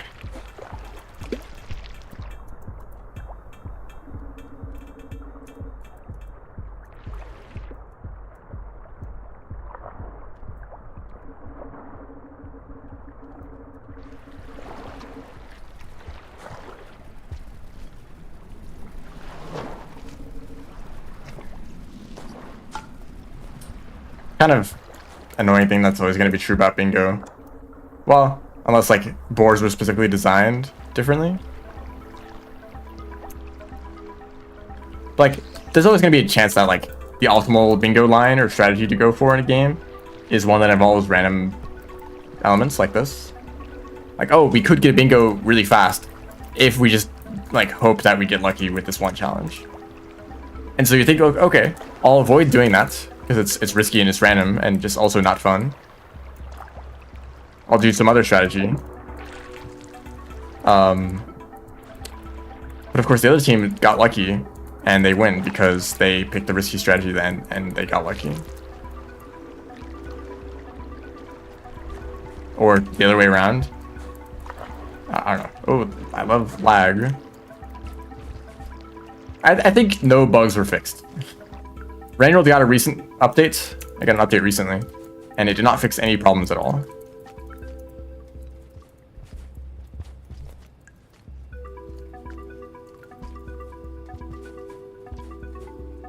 Which is funny because I was playing another game recently where I was surprised at how optimized it was. Like, wow, this game has so much going on, and yet it is actually running at a really smooth frame rate.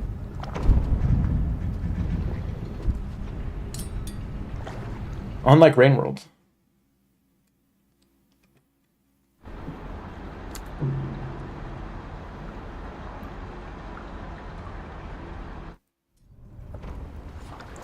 It's funny, I have no idea what optimization is. Some games just have some magic stuff in their code, and they don't lag. And other games are the opposite. They have magic stuff in their code that makes it lag horribly.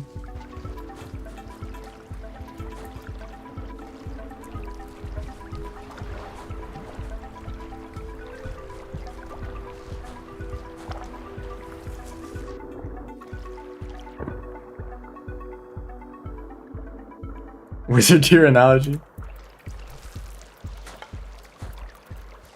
I mean, that's pretty much how it feels like.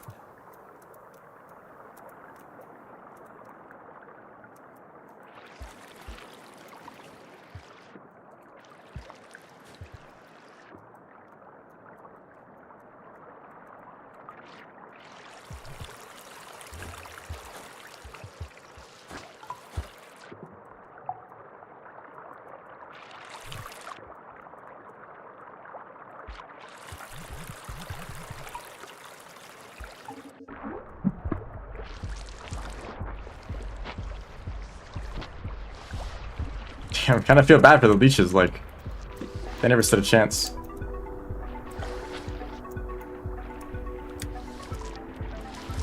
Oh, okay, so I'm definitely just dying to this, yeah? Especially since they're going in the wrong direction. Also, they're really fast.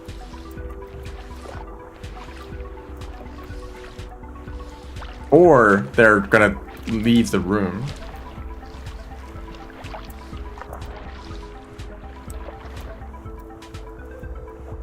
Yeah, they are not interested. And the other Leviathan too? Yep. Neither of them care. That's fun.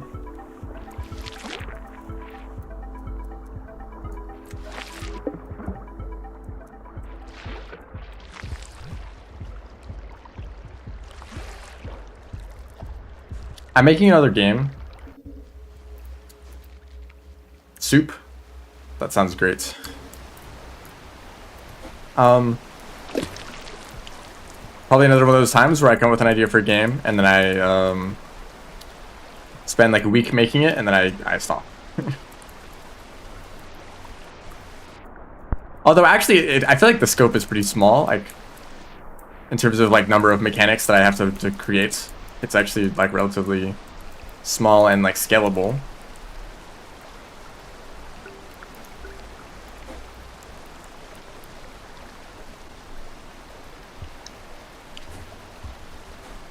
Yeah, I guess I'll explain it.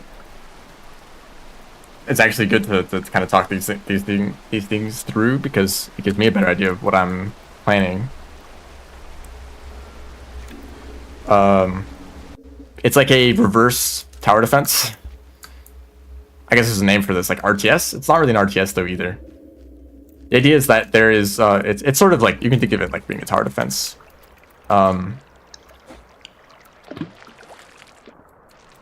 Where there's, there's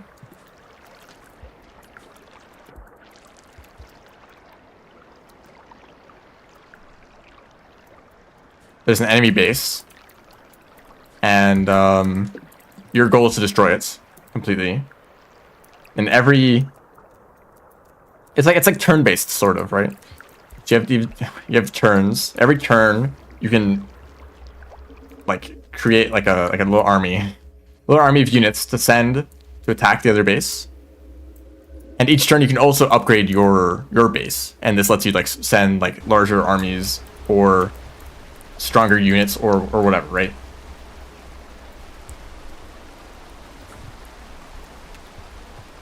I don't think I can do this.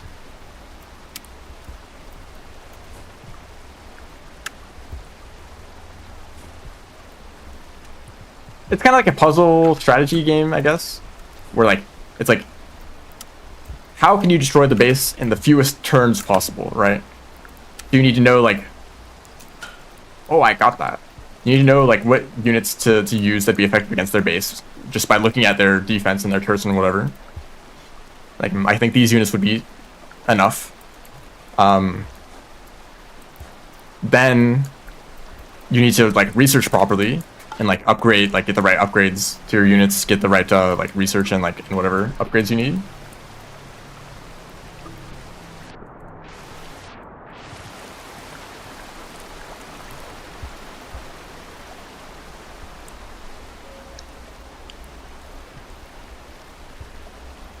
Also, I like the idea of games that are very passive, or where you kind of, it's more about like coming up with the strategy and just seeing how things play out, you know?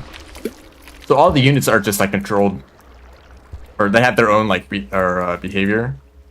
Probably something very simple, like just approach the closest building and shoot at it or whatever. So you don't have control over what your units do, but you can predict what they're gonna do, and pick units. Autonomous, yeah.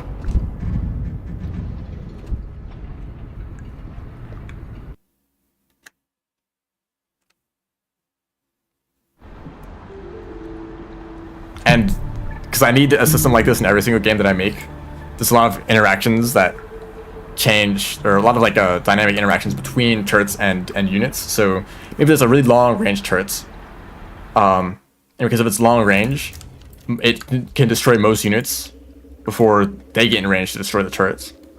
But if you have a really tanky unit, it can take a few of those hits and just get in range to deal damage to destroy the turrets. Or you can have a huge swarm of units, and one turret won't be enough to destroy that whole swarm. Or you can try to get a really long range unit yourself, right? You have a few options on like how to deal with that. But it could be like a long, like some sort of like artillery weapon, like a really long range, but also like area of effect. So a big swarm of units would not work against that either. You would need something like tanky, or maybe something really fast, because like the artillery shells would take some time to travel across the air, travel through the air. So you want a bunch of fast units that can like close the distance with the turrets before they get hit.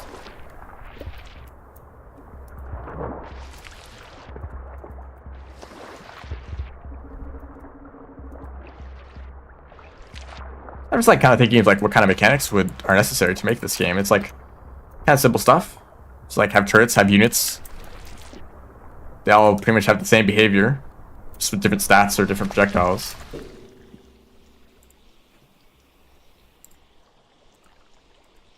And the contents would just be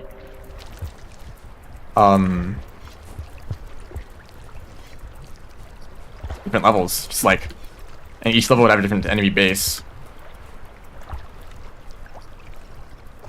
And technically, you could very easily win every stage just by upgrading your army as much as possible.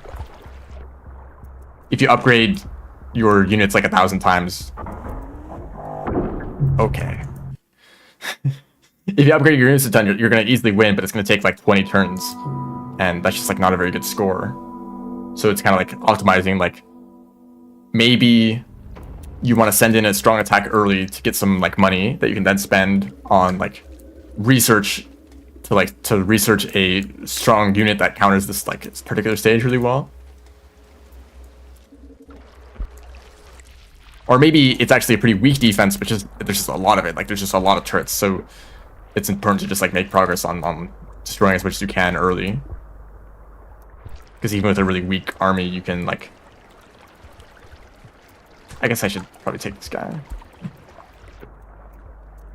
You can make some progress.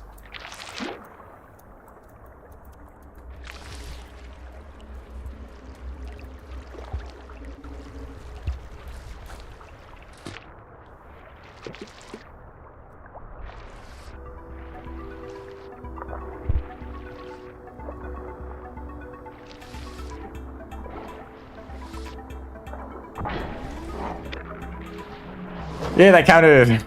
I love when that works out. Speedrunning Plants vs Zombies. It surprises me that Plants vs Zombies is like a popular game to speedrun. It does not make sense.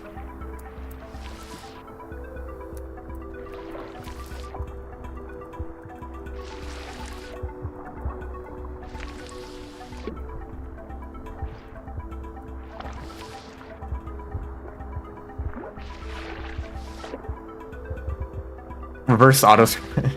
Oh, rip that jetfish. It feels like it's an auto scroller at first, but it's like the sooner you kill the zombies, the sooner the next wave spawns in. So it is faster to kill them as fast as possible. But there's some other tricks too. I guess it kind of makes sense. You look at the speedrun stretch and like, yeah, I guess it's kind of an involved run. But also it also sounds like horribly just RNG.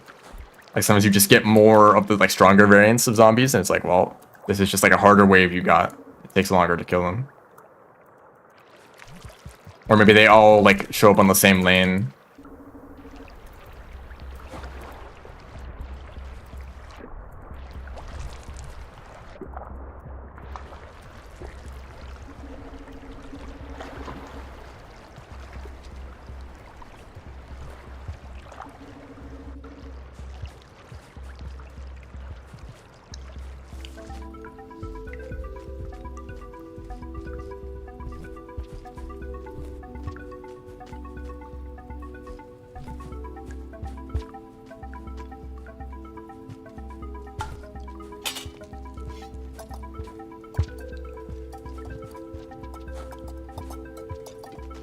Yeah, they nerfed popcorn.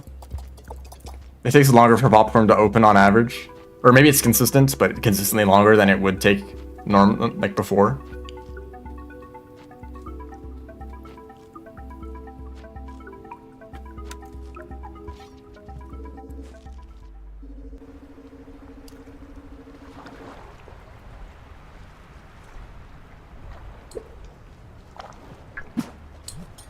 Do not want to throw that spear.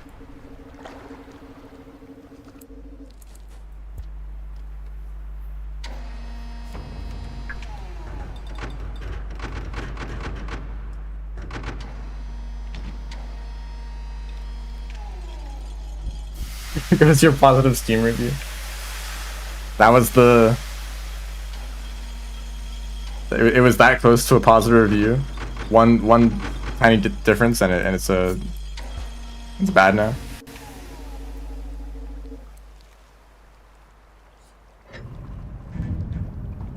I think the first random backwards expected round to have that lore. I mean, I don't know. Did anyone expect Randall to have the lore that it does?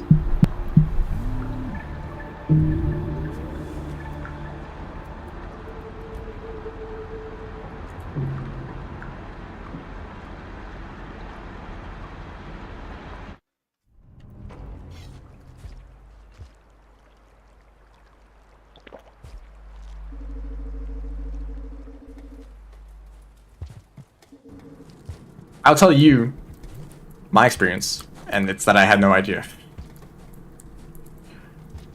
All I knew about Rainworld is that I had funny creatures and a funny slug cat.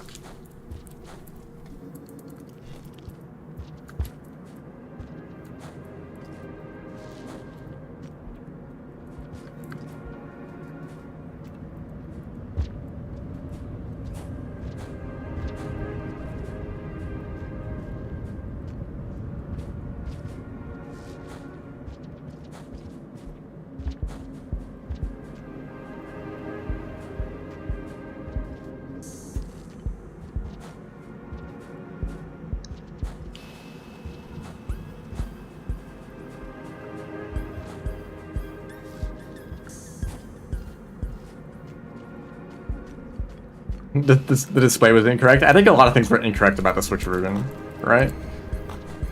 It might be just about as buggy as the game is right now. They've just regressed back to that version.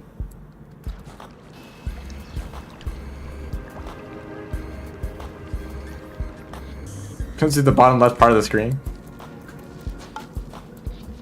It's very specific.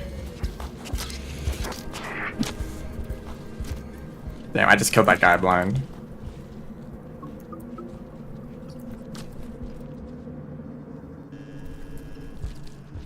It's always the blind characters who have the most keen senses.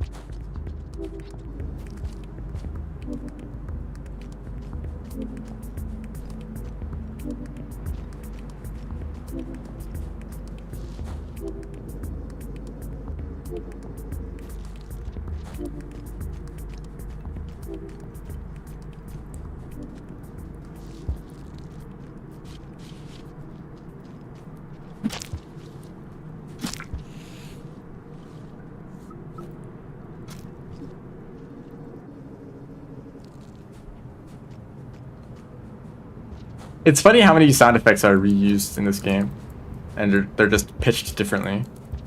That was straight up just the dropping noise, because I guess the spider like hiss is the same sound. They just pitched it down for the droppers.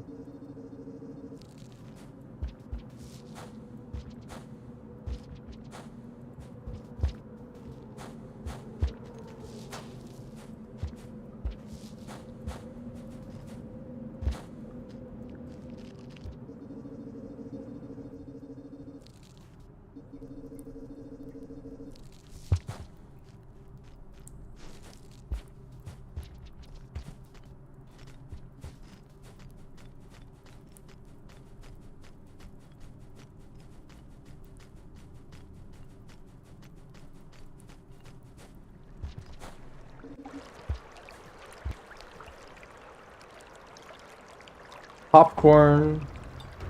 Yeah, I think this gate didn't make any noise anyways.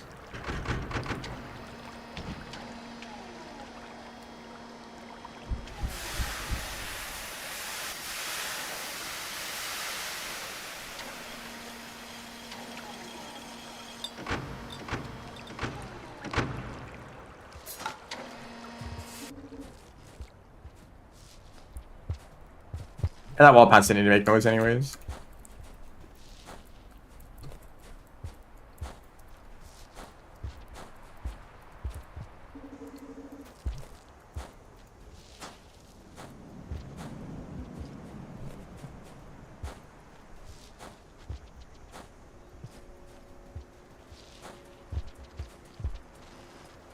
Yeah, it's the kind of thing that I've been talking about for the past like 15 minutes. Rainworld's audio has been bugged for like a month. And there has been an update in that time.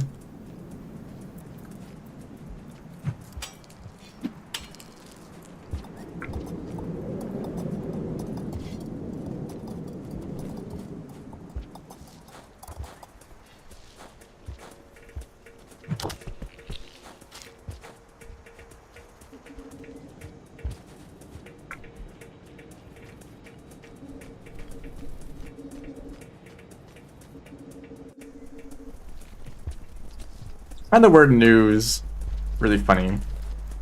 The news. Just like new stuff, plural. Oh my goodness.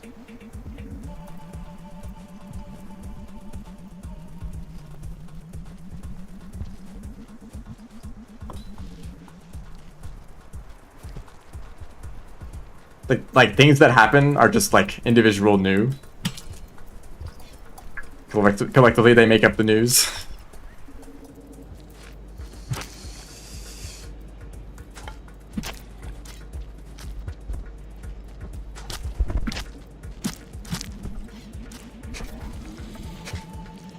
I feel like I die in this situation.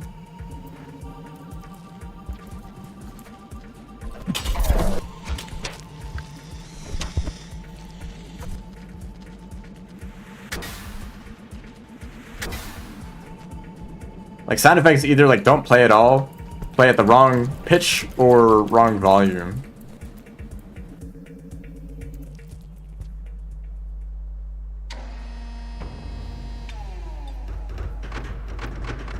Or maybe it's just like they're playing at a volume of 0.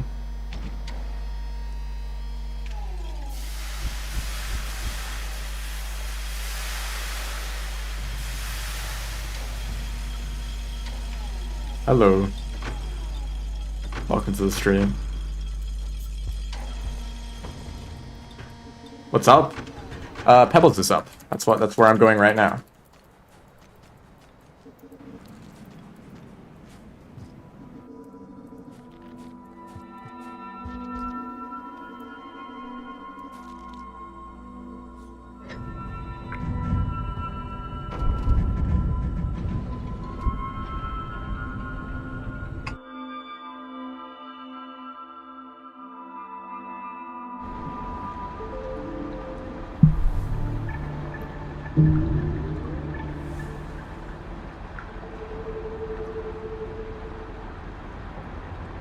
Almost got Nomad and Dragon Slayer.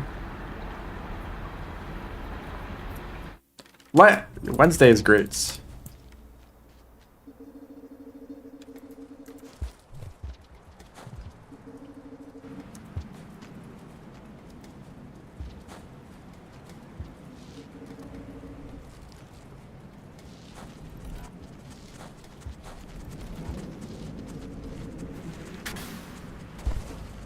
Died 58 times in Chimney. That's yeah. It do be like that. See, that was way too loud. That's Cyan. And you're dying? Yo, Vulture.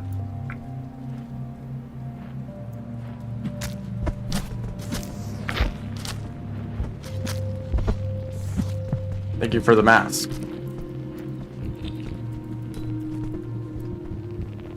If you don't want to die in Chimney, I recommend doing this.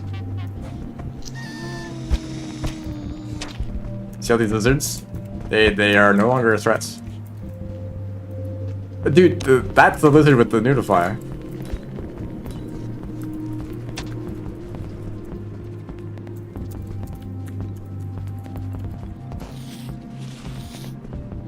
The jumper.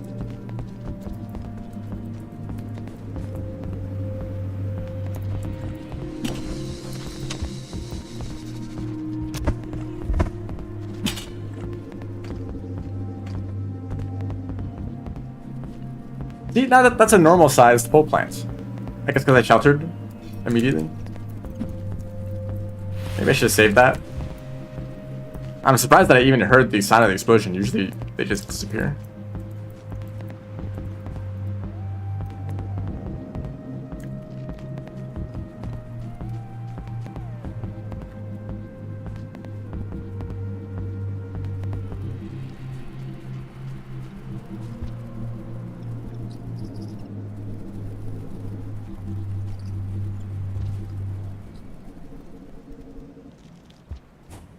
You just jump on poles. It's very precise, but yeah, you can.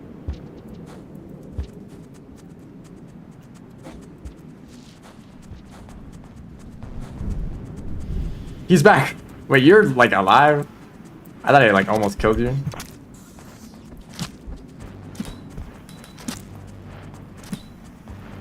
The sound effects are so messed up. Well, thank you for the meal.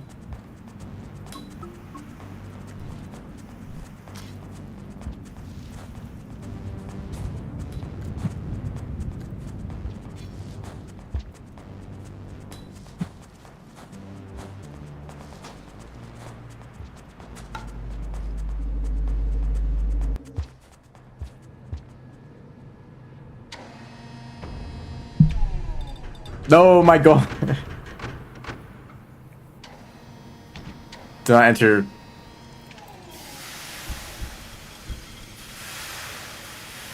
Thank you for the confidence.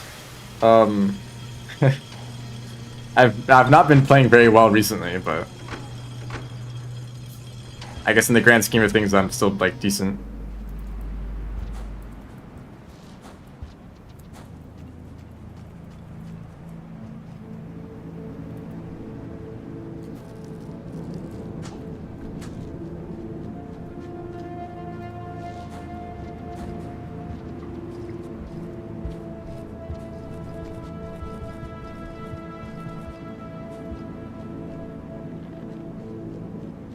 Bye, lizard. By the way, that lizard, they're just following the most natural path. They want to fall down. I mean, it's the best way for them to get down to the bottom of the room, right? It's not like they get hurt from it.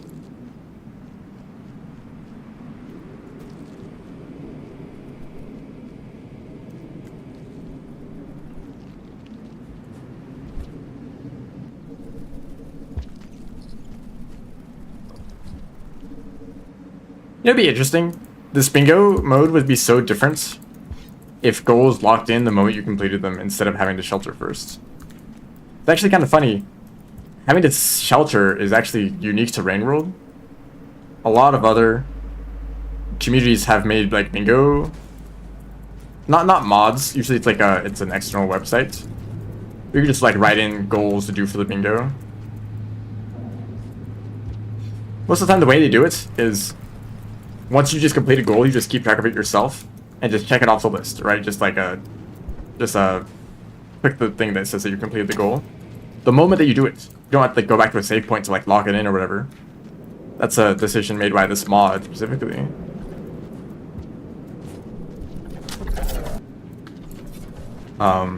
It'd be so different if it wasn't like that. Because you could play so risky, you just like go somewhere, complete the goal, and you're done. Like there's no like you don't have to play safe and like eat food and shelter. You could honestly just die to get back to a shelter sooner, on purpose. That would be like a viable strategy.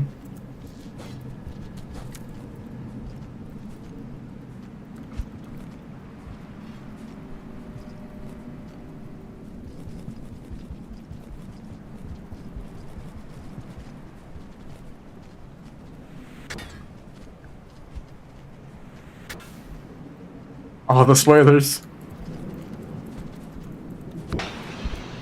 See, that sound, that's exactly the same sound as the red crunchy things.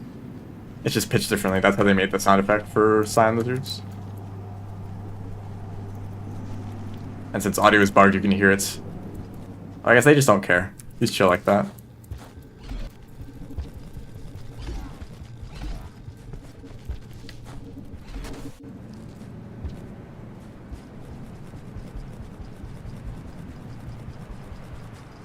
Post lobotomy.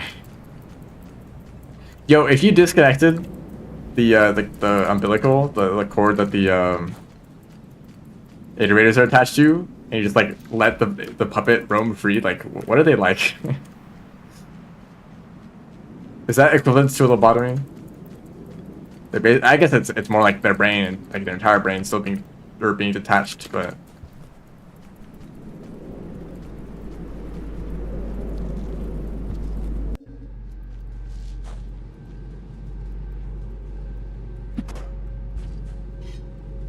Surely there's enough like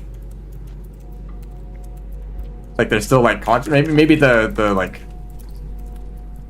puppet controls the conscious or the like the part that you talk to. Like there's still some intelligence in there that isn't connected to the like the rest of the computers. I don't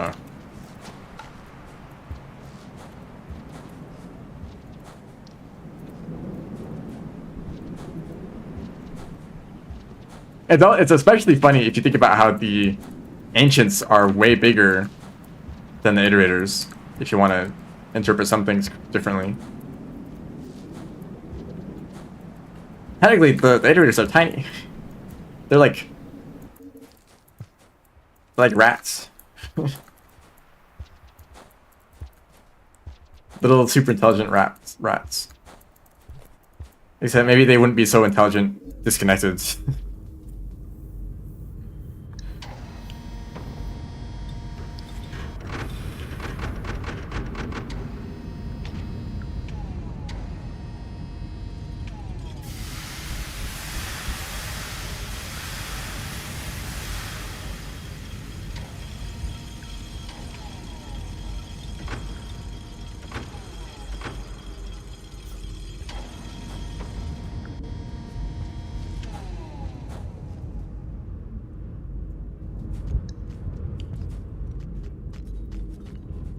Whoops.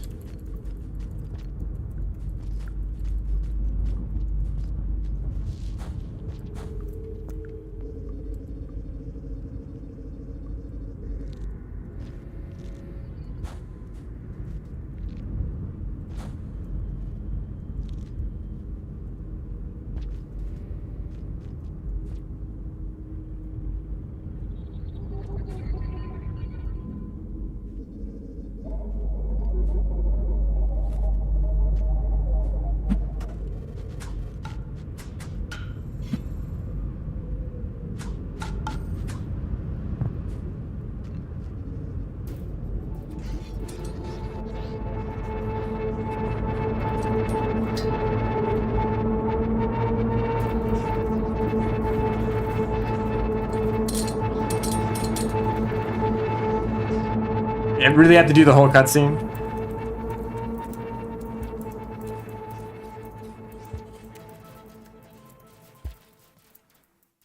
Maybe this, you know, this like thing that's attached to the wall, maybe this is what can become detached from the rest of the structure, and they roll around on one of these. And the whole height of this is like the height of an ancient.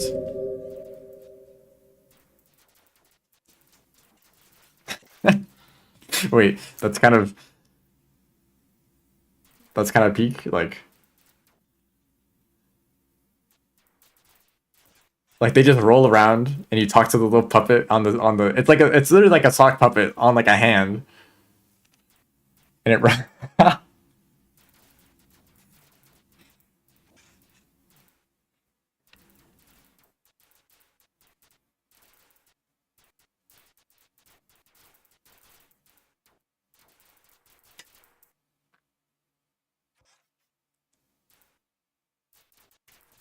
maybe I will draw that. I'm a little bit of an artist.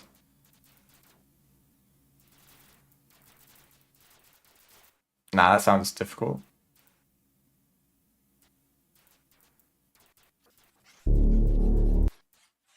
Oh, the sound broke. Instead of the leg, it's the arm. Yep.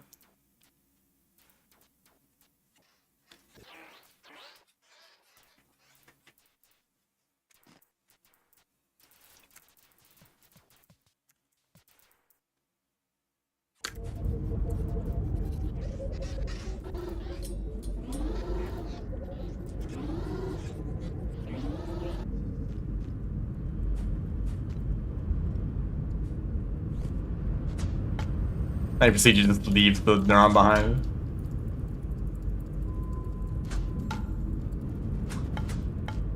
I feel like actually the Rainbow community should consider the fact that iterators are our sample size of iterators is very skewed in the direction of like messed up.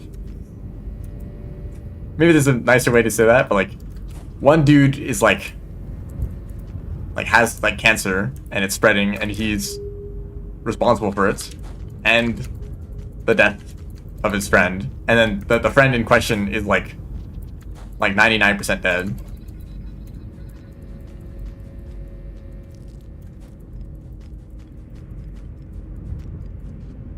That's our sample of iterators that we interact with.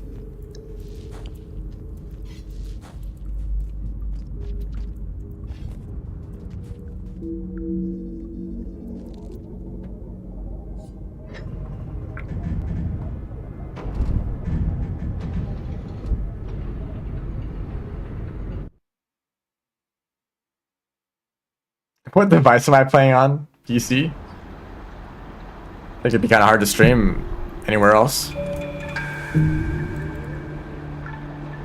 Also, I didn't read that question for a while, sorry. Do I have time for a gourmand expedition? Bingo.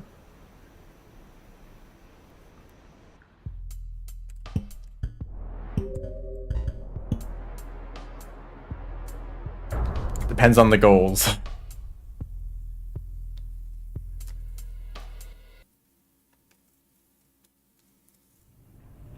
This lookout that I hate. There's some easy goals. I don't know about the starting location though. I think we're in. Yeah, we're here. So I can complete like most of these just by putting pearls into shoreline. This is a much easier board. Yeah, I think I will do that.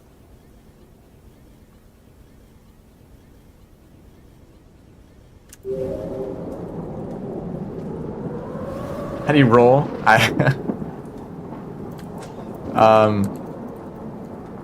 Hold down when you're falling.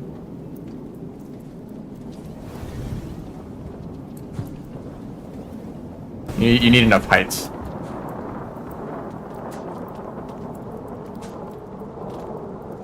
You're a lizard. I'm stupid. I thought a grapple would spawn there.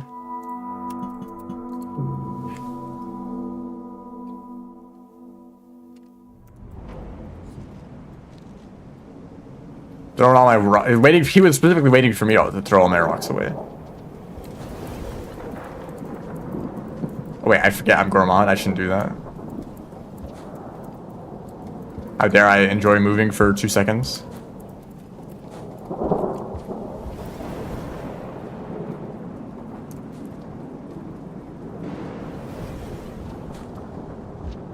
I actually should kill you though. See, like, what is your problem, dude?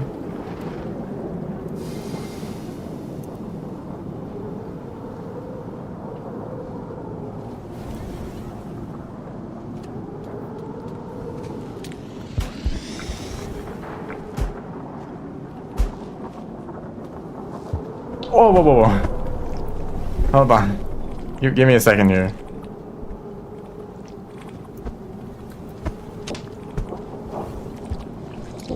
Oh, they're being eaten by cancer now. I think. No, there's no rot. Someone's just like real slimy.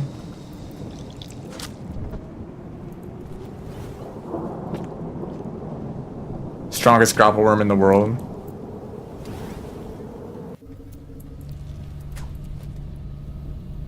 Probably should have ate the lizard.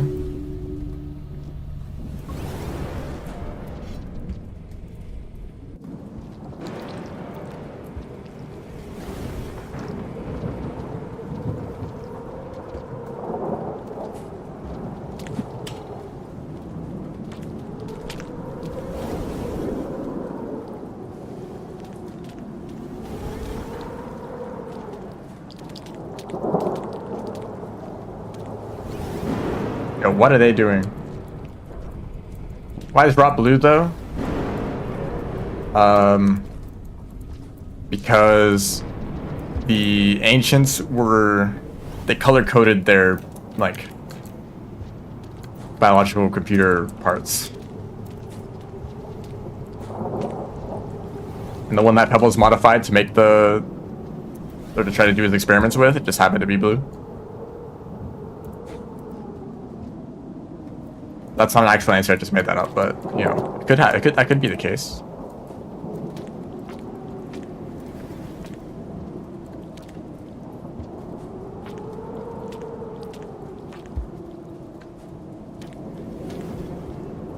Cannon.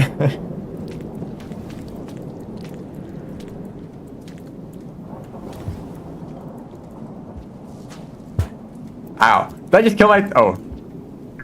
I literally smashed them, like... I'd send them to the back rooms.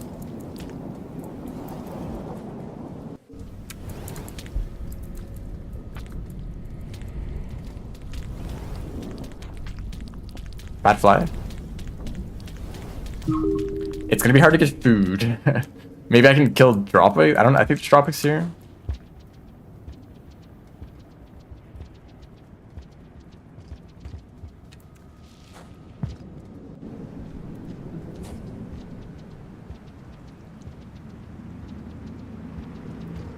I should probably grab a spear.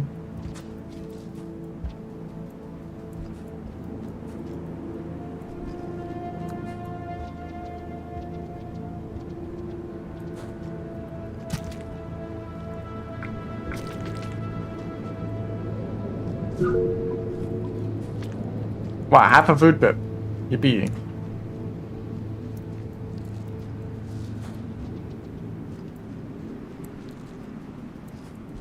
I guess I'll eat this other Dropwick. Oh, not Dropwick, grapple worm. And you too. You're on the menu.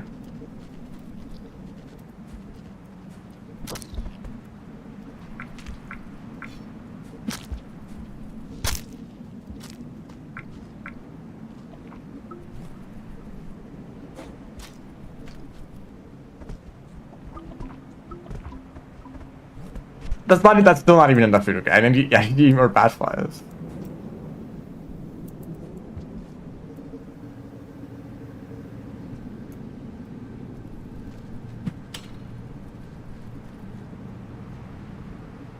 See, this is what I mean about Gourmand always feeling slow. I just need to grab this like one bat fly and it's taking forever. Why is this a little food? Gourmand gets half food from meat. So you can eat meat, but it gives you half as much as it would normally. And blue lizards give the least out of any lizard.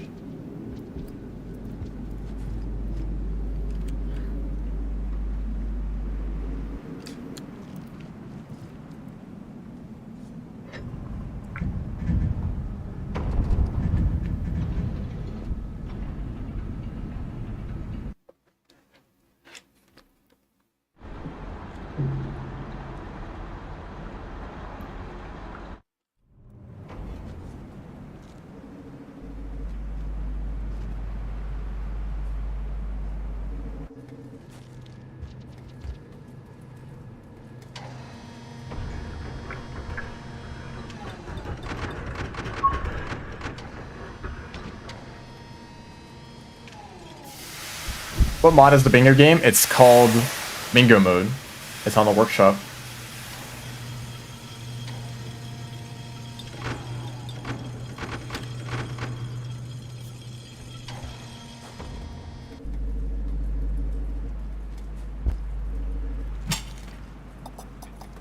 It also has multiplayer support if you want to compete with someone else. We try to like get a bingo before the other team, or I mean, it's like a whole tournament going on. I say going on. There's only one or two games left in the tournaments, so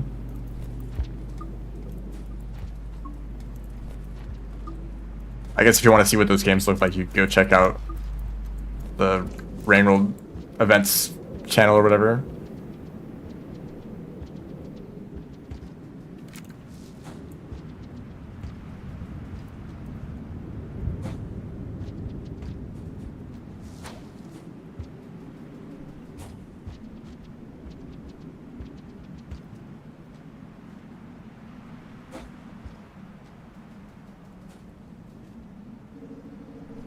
I can see why you don't care about spoilers, considering that you already know everything about the game.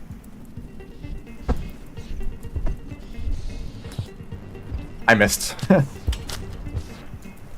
Oh my goodness. We stay living.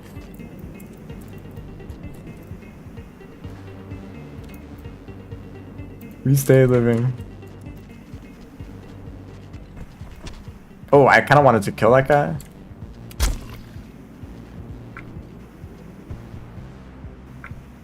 Yo, Lizard, if you want to come back.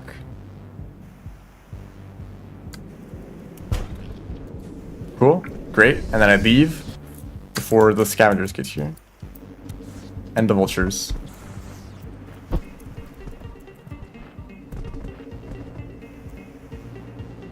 Rainworld Events channel. Just search up like Rainworld Bingo and you'll probably find it. There's an archive of like a ton of games.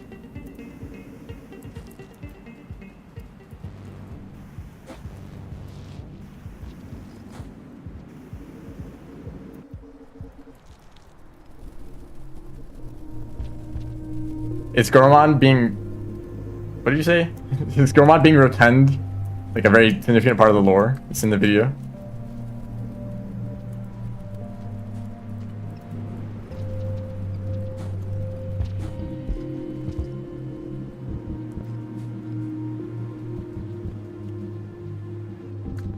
Probably going through Shade again. Oh, do I need more karma?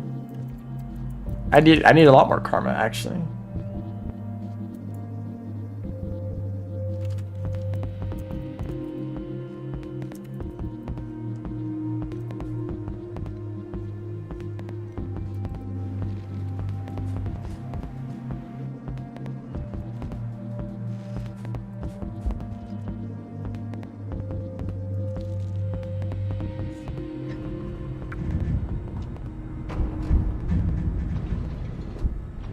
This music plays just to end?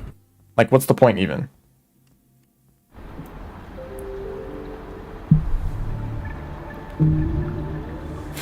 I could go for the bottom row as well.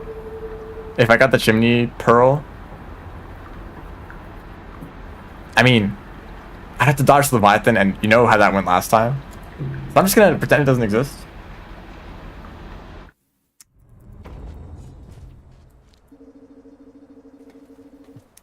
Oh, actually, there's enough food right here. Let me check real quick. Is the popcorn there, though? No.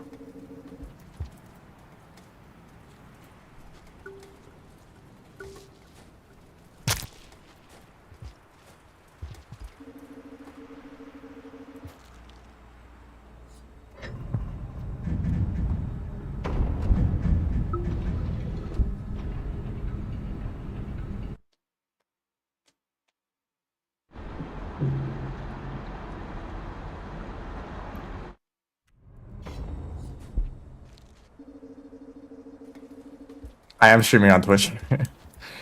Maybe I should have said that. With a whole, like, 2 more viewers over there. Thanks for watching, by the way.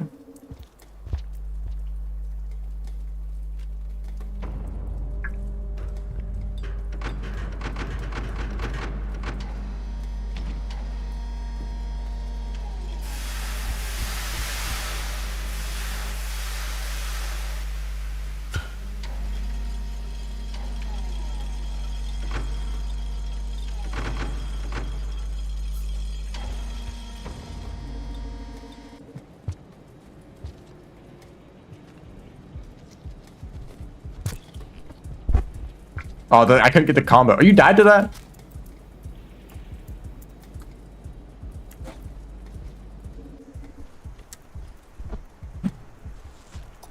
The side effects are bothering me a lot.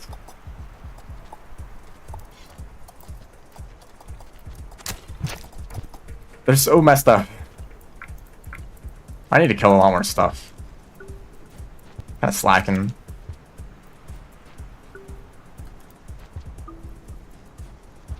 I guess I was in Underhang. Not exactly the best place to get kills.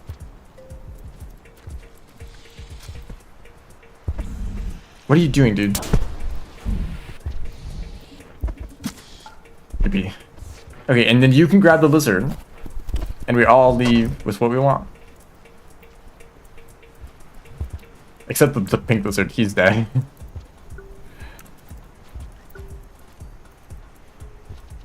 I mean, maybe they will, cycle and all, you know how it is.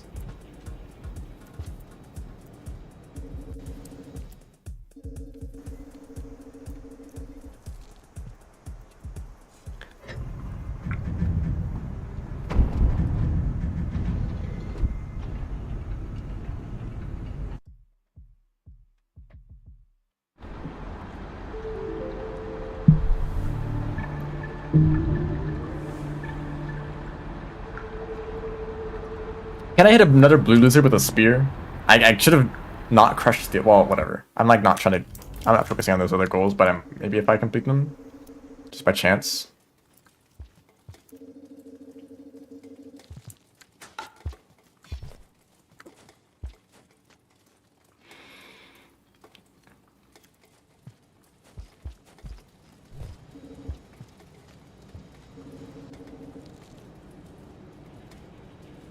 Oh, blue lizard, have you respawned? Perhaps. I don't think so. Hi.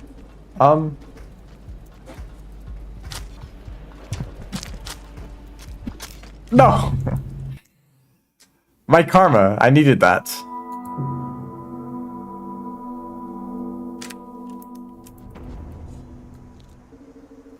Maybe I should not have rolled directly into a scavenger. Maybe I could have been a little bit nicer to them. By the way, I would lose this bingo game because it's really just a test of how quickly can you get to shoreline.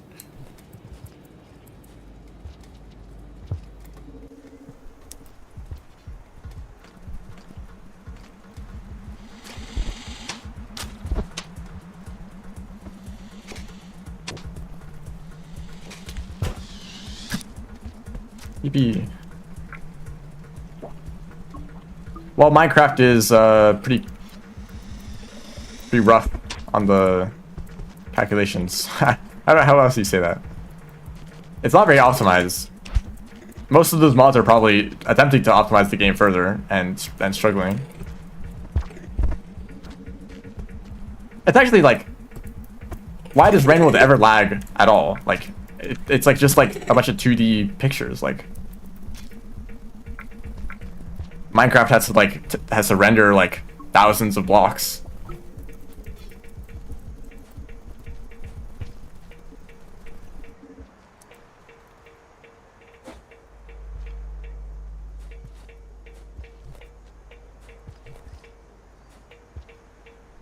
I think the main reason is that Rain World it's just the simulations of the creatures, AI and all of that. The animation. The shaders, you know.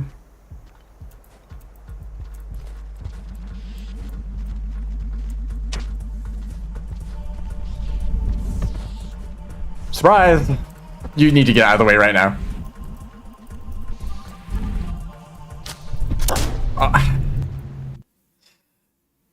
That King Vulture spared me like 3 times, and I didn't take the opportunity.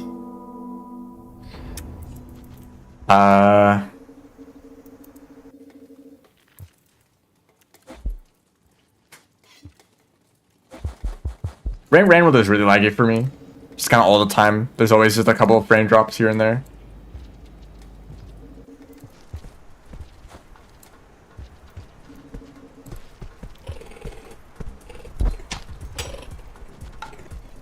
Turn around! No, you're in the wrong direction.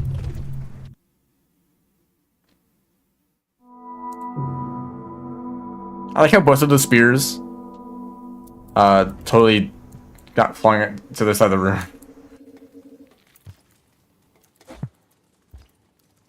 It's funny, I looked at this board and it's like, this is the easiest board ever, but of course I have to play Gourmand, so it's not that simple. And that one scavenger really ruined everything. And the white lizard that blocked my path.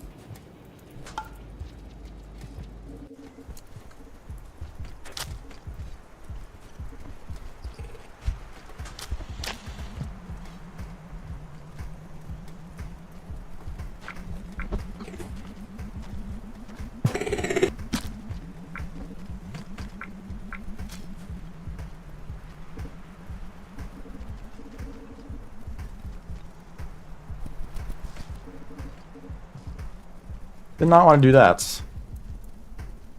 On Steam, yes.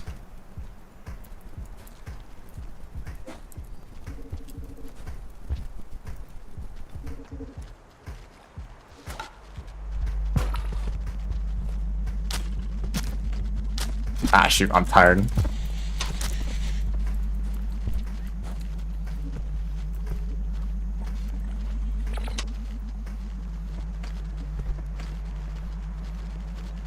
So surely the scavengers would never hurt a poor slug cat trying to survive.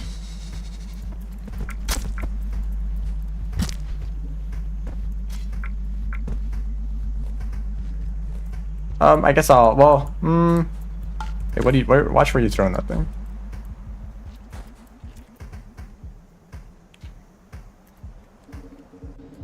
You can tell that scavengers are meant to be intelligent species because they are mean to everyone. Oh, great.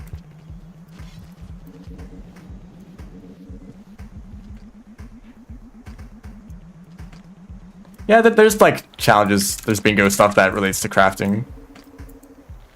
It's not very fun. I'm glad this board doesn't really have any of that.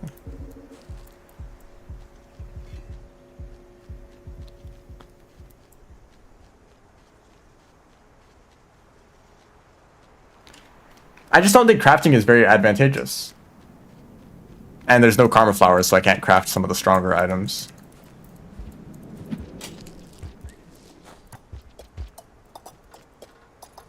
Like, if you're dealing with centipedes, you can craft. Oh, great.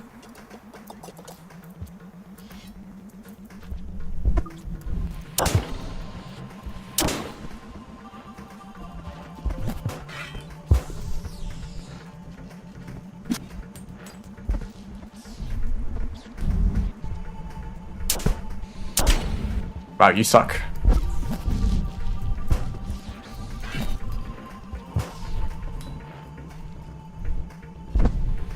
No! Right in my face!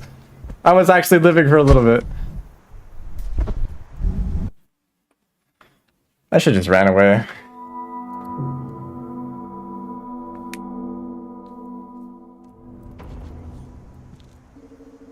All those points too. I want the shelter to lock in the points that I got. I would have completed that challenge. Also, I thought that ramming into them would stun them, but that's just not true at all.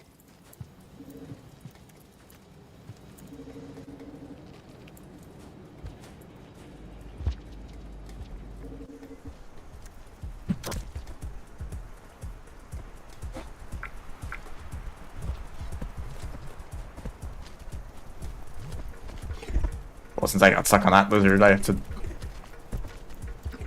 No, like... Oh, I did hit him with the spear. There's just no sound effect because the game is broken. Do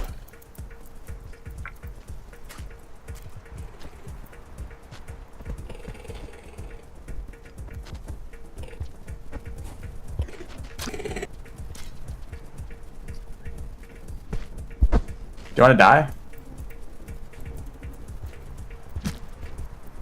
Thank you. Where am I trying to go? I'm trying to go to Shaded. Shaded Citadel. It's just a few rooms away.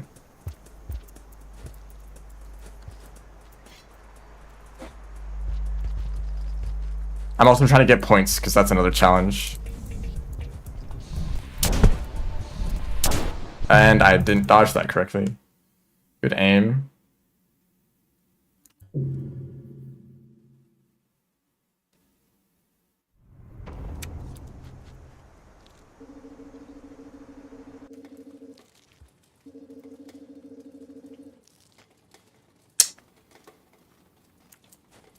I guess I just can't get points. But also, like, it really sucks to get points anywhere else.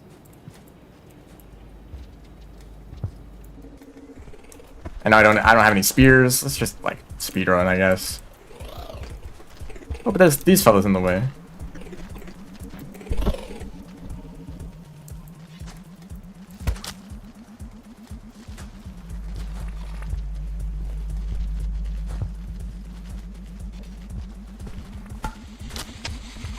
I'll shoot.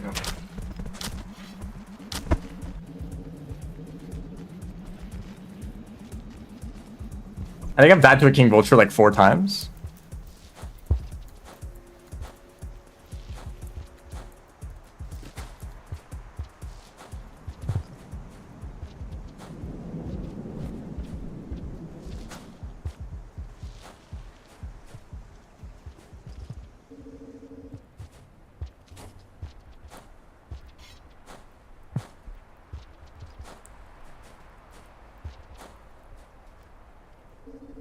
Ah, goodness.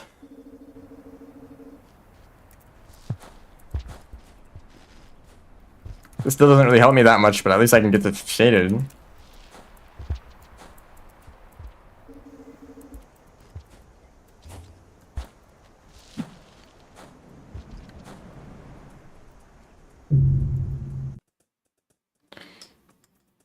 Maybe I'll just like stumble into enough lantern mice to get the points that I need.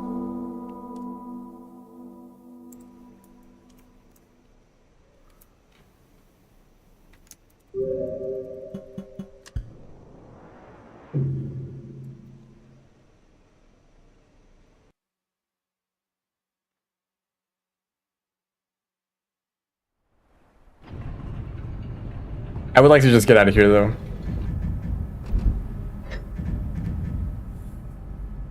Oh, I forgot the pearl. Whatever, there's... Okay, I really need to remember to get the, shoreline or shaded pearl. Why I chose to play Gormon because I'm playing all the characters. I went through Monk, Survivor, and Hunter, and Gormon is next.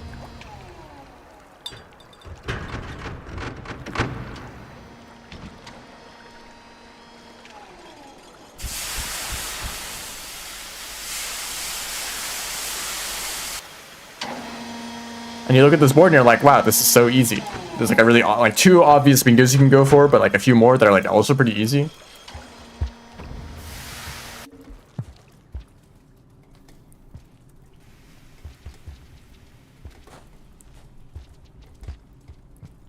Why not Artificer? I also don't like Artificer.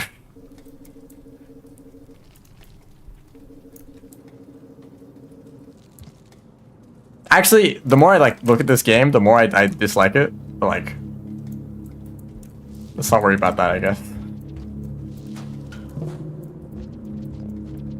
Yeah, Artificer is pretty overpowered, but so are the Scavengers.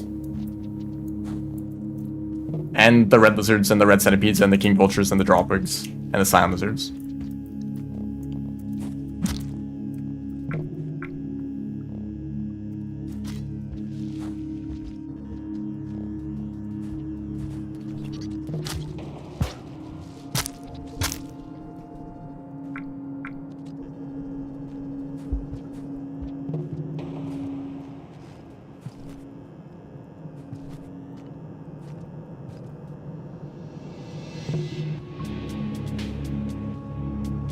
I think you would start glowing if you ate enough lantern mice. Maybe not you specifically, I mean like slug cats. They tend to glow when eating things, after all.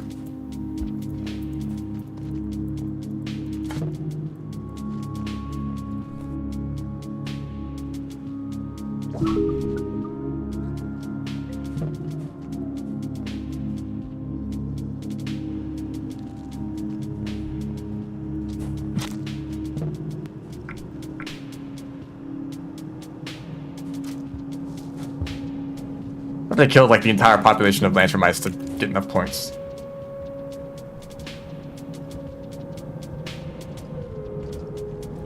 Yes, meals give more food than the combined total of the other food that you can. You know what I mean. If you combine 2 fruit together, you get 3 food pips. I mean, it can't be the same food item, but you get the idea.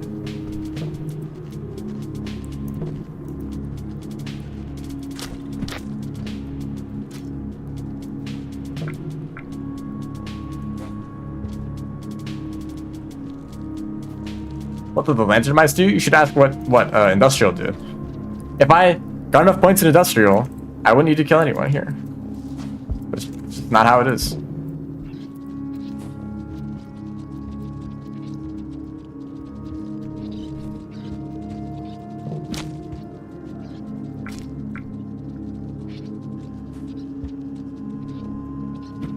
I missed. Well, I guess you get to live.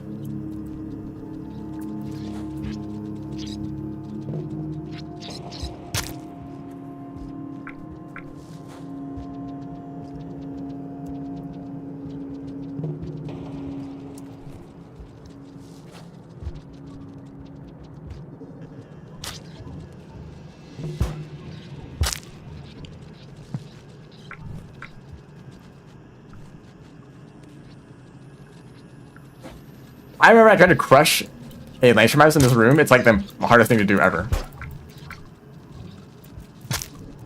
And I had to do it to like get a bingo or something like that. I forget why exactly, but it was a goal that I trying to complete. Oh, do you not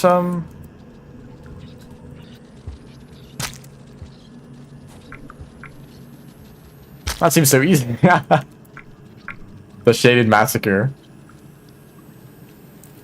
They will all wake right back up again.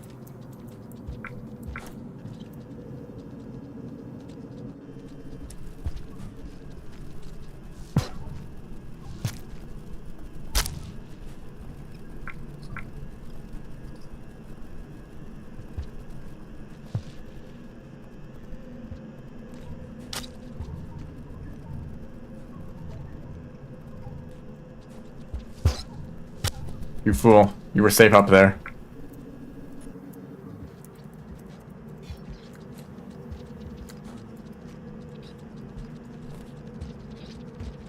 I'm tired.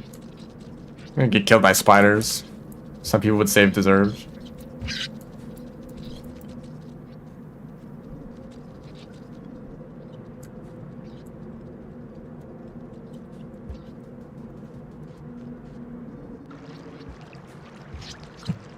No.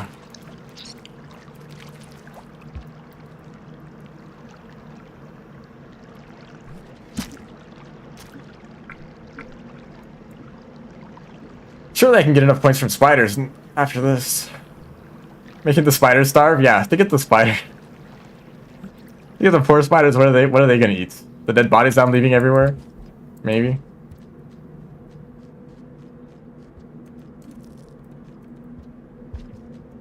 I'm enjoying the clean fall VODs. I very rarely hear from people who watch the VODs. Oh, hi. How's it going, Shrub? Thanks for the raid. You picked the worst time.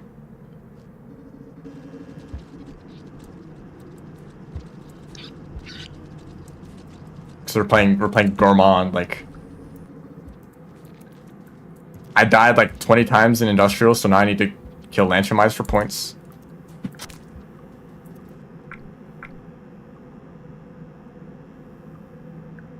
About Cleanfall, I'm probably gonna wait for the next chapter to release. I'm really interested. Are they called chapters? I think so. The next chapter is really exciting because every layer is like crazier than the last. So I'm probably gonna play a ton when that update comes out. I think that's like that's the next update that's planned.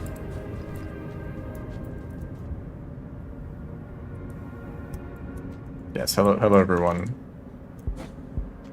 What's Cleanfall? It's a really cool game.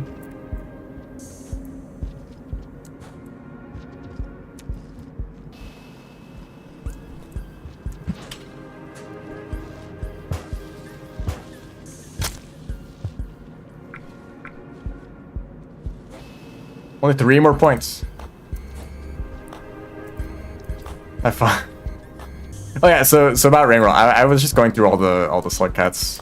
So I played Monk, Survivor, and Hunter, and they have. I think the Hunter, I forget which one. The Survivor game went really well. I don't know. I don't really remember things. This bingo, like, look at this bingo board. I forgot the pearl. I guess there's more pearls. There's still enough pearls in Shoreline. Like these goals are so easy. I can just wait until Shoreline to do all of them.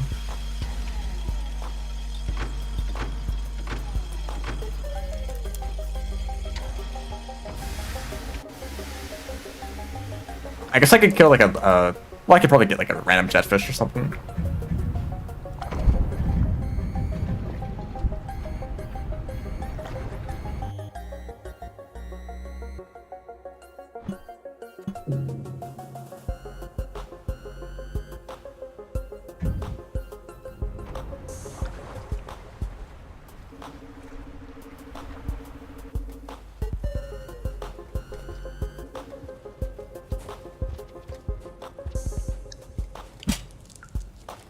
I can't wait to sit here for 10 minutes crafting stuff. I definitely haven't done that before.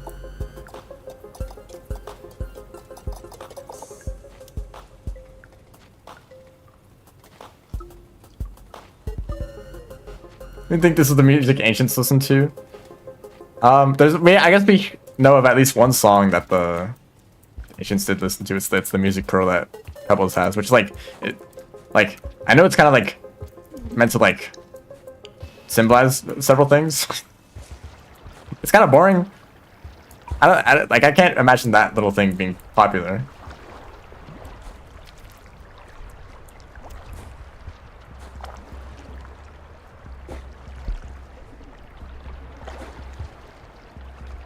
People only like it in Rainworld because it relates to 5 pebbles, like, dying.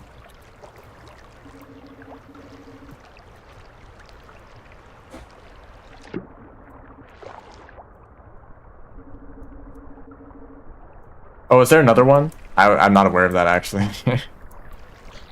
That was straight up like a red lizard going through that pipe.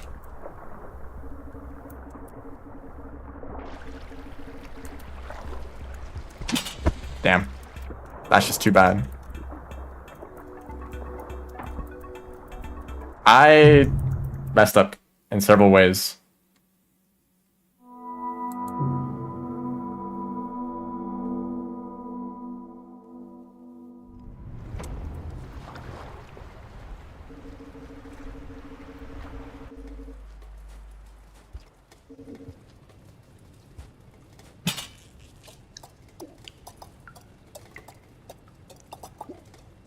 Like I miss the like slamming into that lizard. I miss hitting it with the spear. I miss picking up the spear because I pick up a rock instead. And then I get grabbed by the lizard and I miss throwing a spear at them. I don't know why, I just assumed that I didn't get grabbed and I just didn't throw. I thought it was far enough away.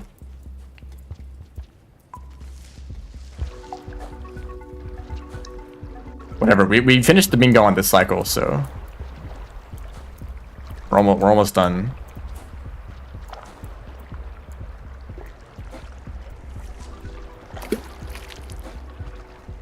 Very loud leech jumping out of the water.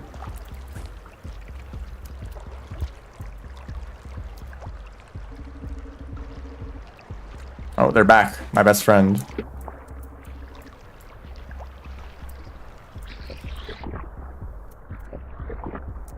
Yo, they're trying to mix me up?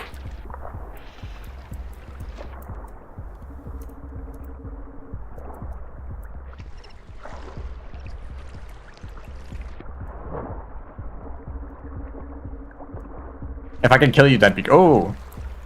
Well, look how the tides have turned. How the tables have... Hey, get back here.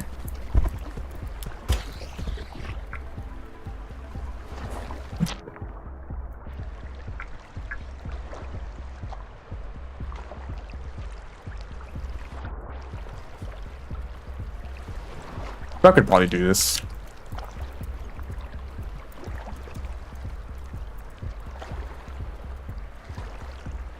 I'm not sure of him.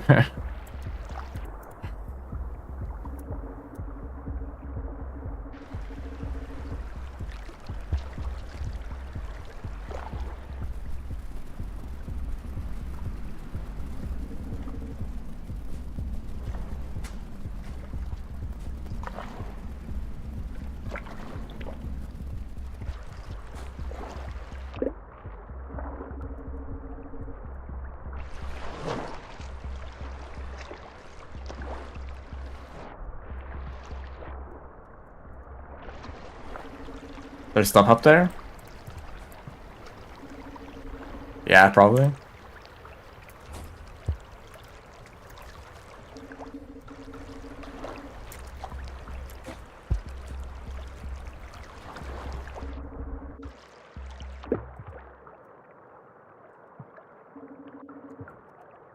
I don't think I've been to Sky Islands at all today. Everyone's like, oh, Sky Islands is like, everyone goes to Sky Islands for bingo. Like, it's not necessary. Also, I kind of wish I was in Sky Islands instead of these regions.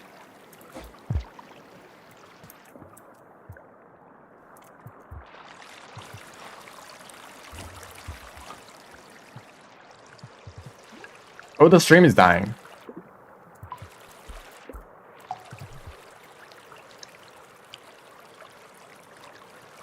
I really appreciate this feature of OBS where it tells you exactly what is causing the stream to lag, and it like gives you steps on like how to go about fixing the problem. And I mean, actually, it doesn't have any of those features at all. It just like lets you guess.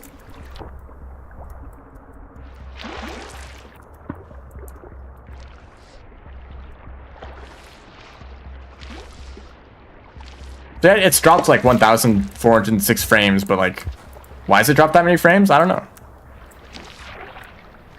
Sometimes my internet does go down, but not all the time. Is it my? I mean, my computer fan's kind of going right now, but it's only using 2% of my CPU, so I don't know. Maybe it's not using enough CPU. Like, it should be using more to like maintain the frame rate. I don't know, man.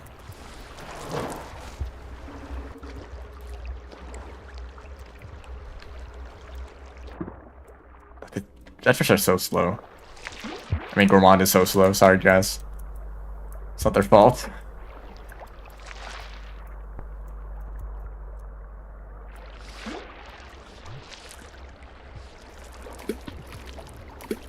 I mean, Sky Islands can be a bit annoying to navigate. Just a couple of jumps they need to learn, and then once you learn how to do the, or I guess just rely on Squidcada, but you don't always want to do that.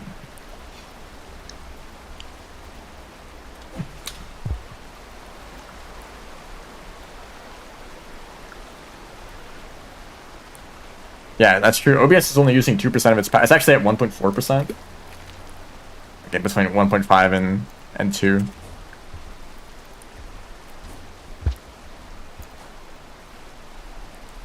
Yeah, going to... Oh, I messed up. I mean, maybe there's a route here that...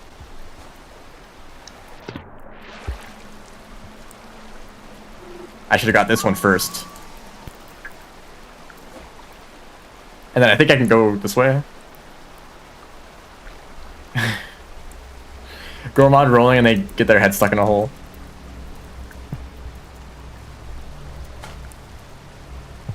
Actually, I think I would have liked to have that rock.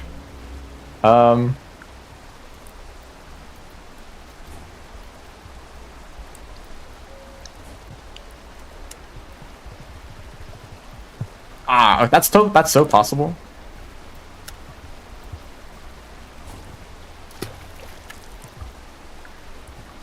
I guess I could have grabbed the pearl and then dropped down.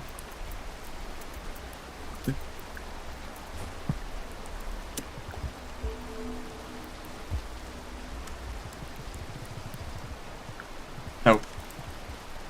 That's not happening. Okay, whatever. Whatever. Like, who cares? Who cares about fancy movement anyways? Hey, what did that pearl ever do to you? I think it's chill.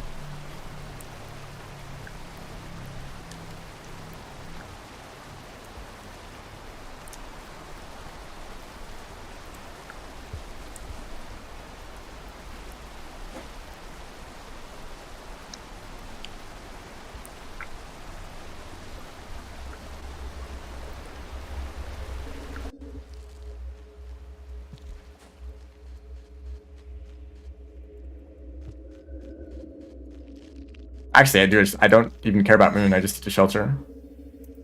Long stream today? You mean I'm ending it right now?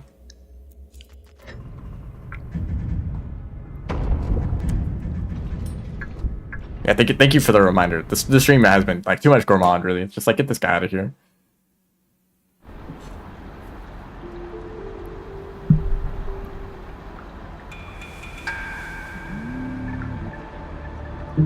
Got the like claw shaped. Like, I just need to do these two challenges.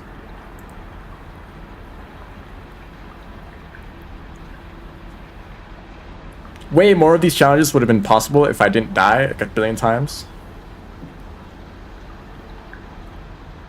Like, I should have got this one, I should have got this one.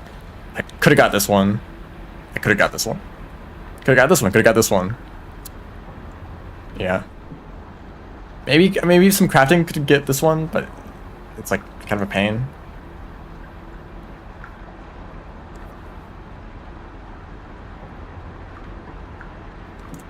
I'll probably stream more bingo on Friday. Yeah, and then I have a tournament game after that, which it might be the last game of the tournament. I don't actually know how it works. I'm pretty sure that my team has to win twice. But if we lose, then it's just over. Because we were in loser's bracket. I don't really care either way, but I think I'll try a little bit. So I might as well do another practice. More bingo practice. Okay. Thanks everyone for watching. See ya.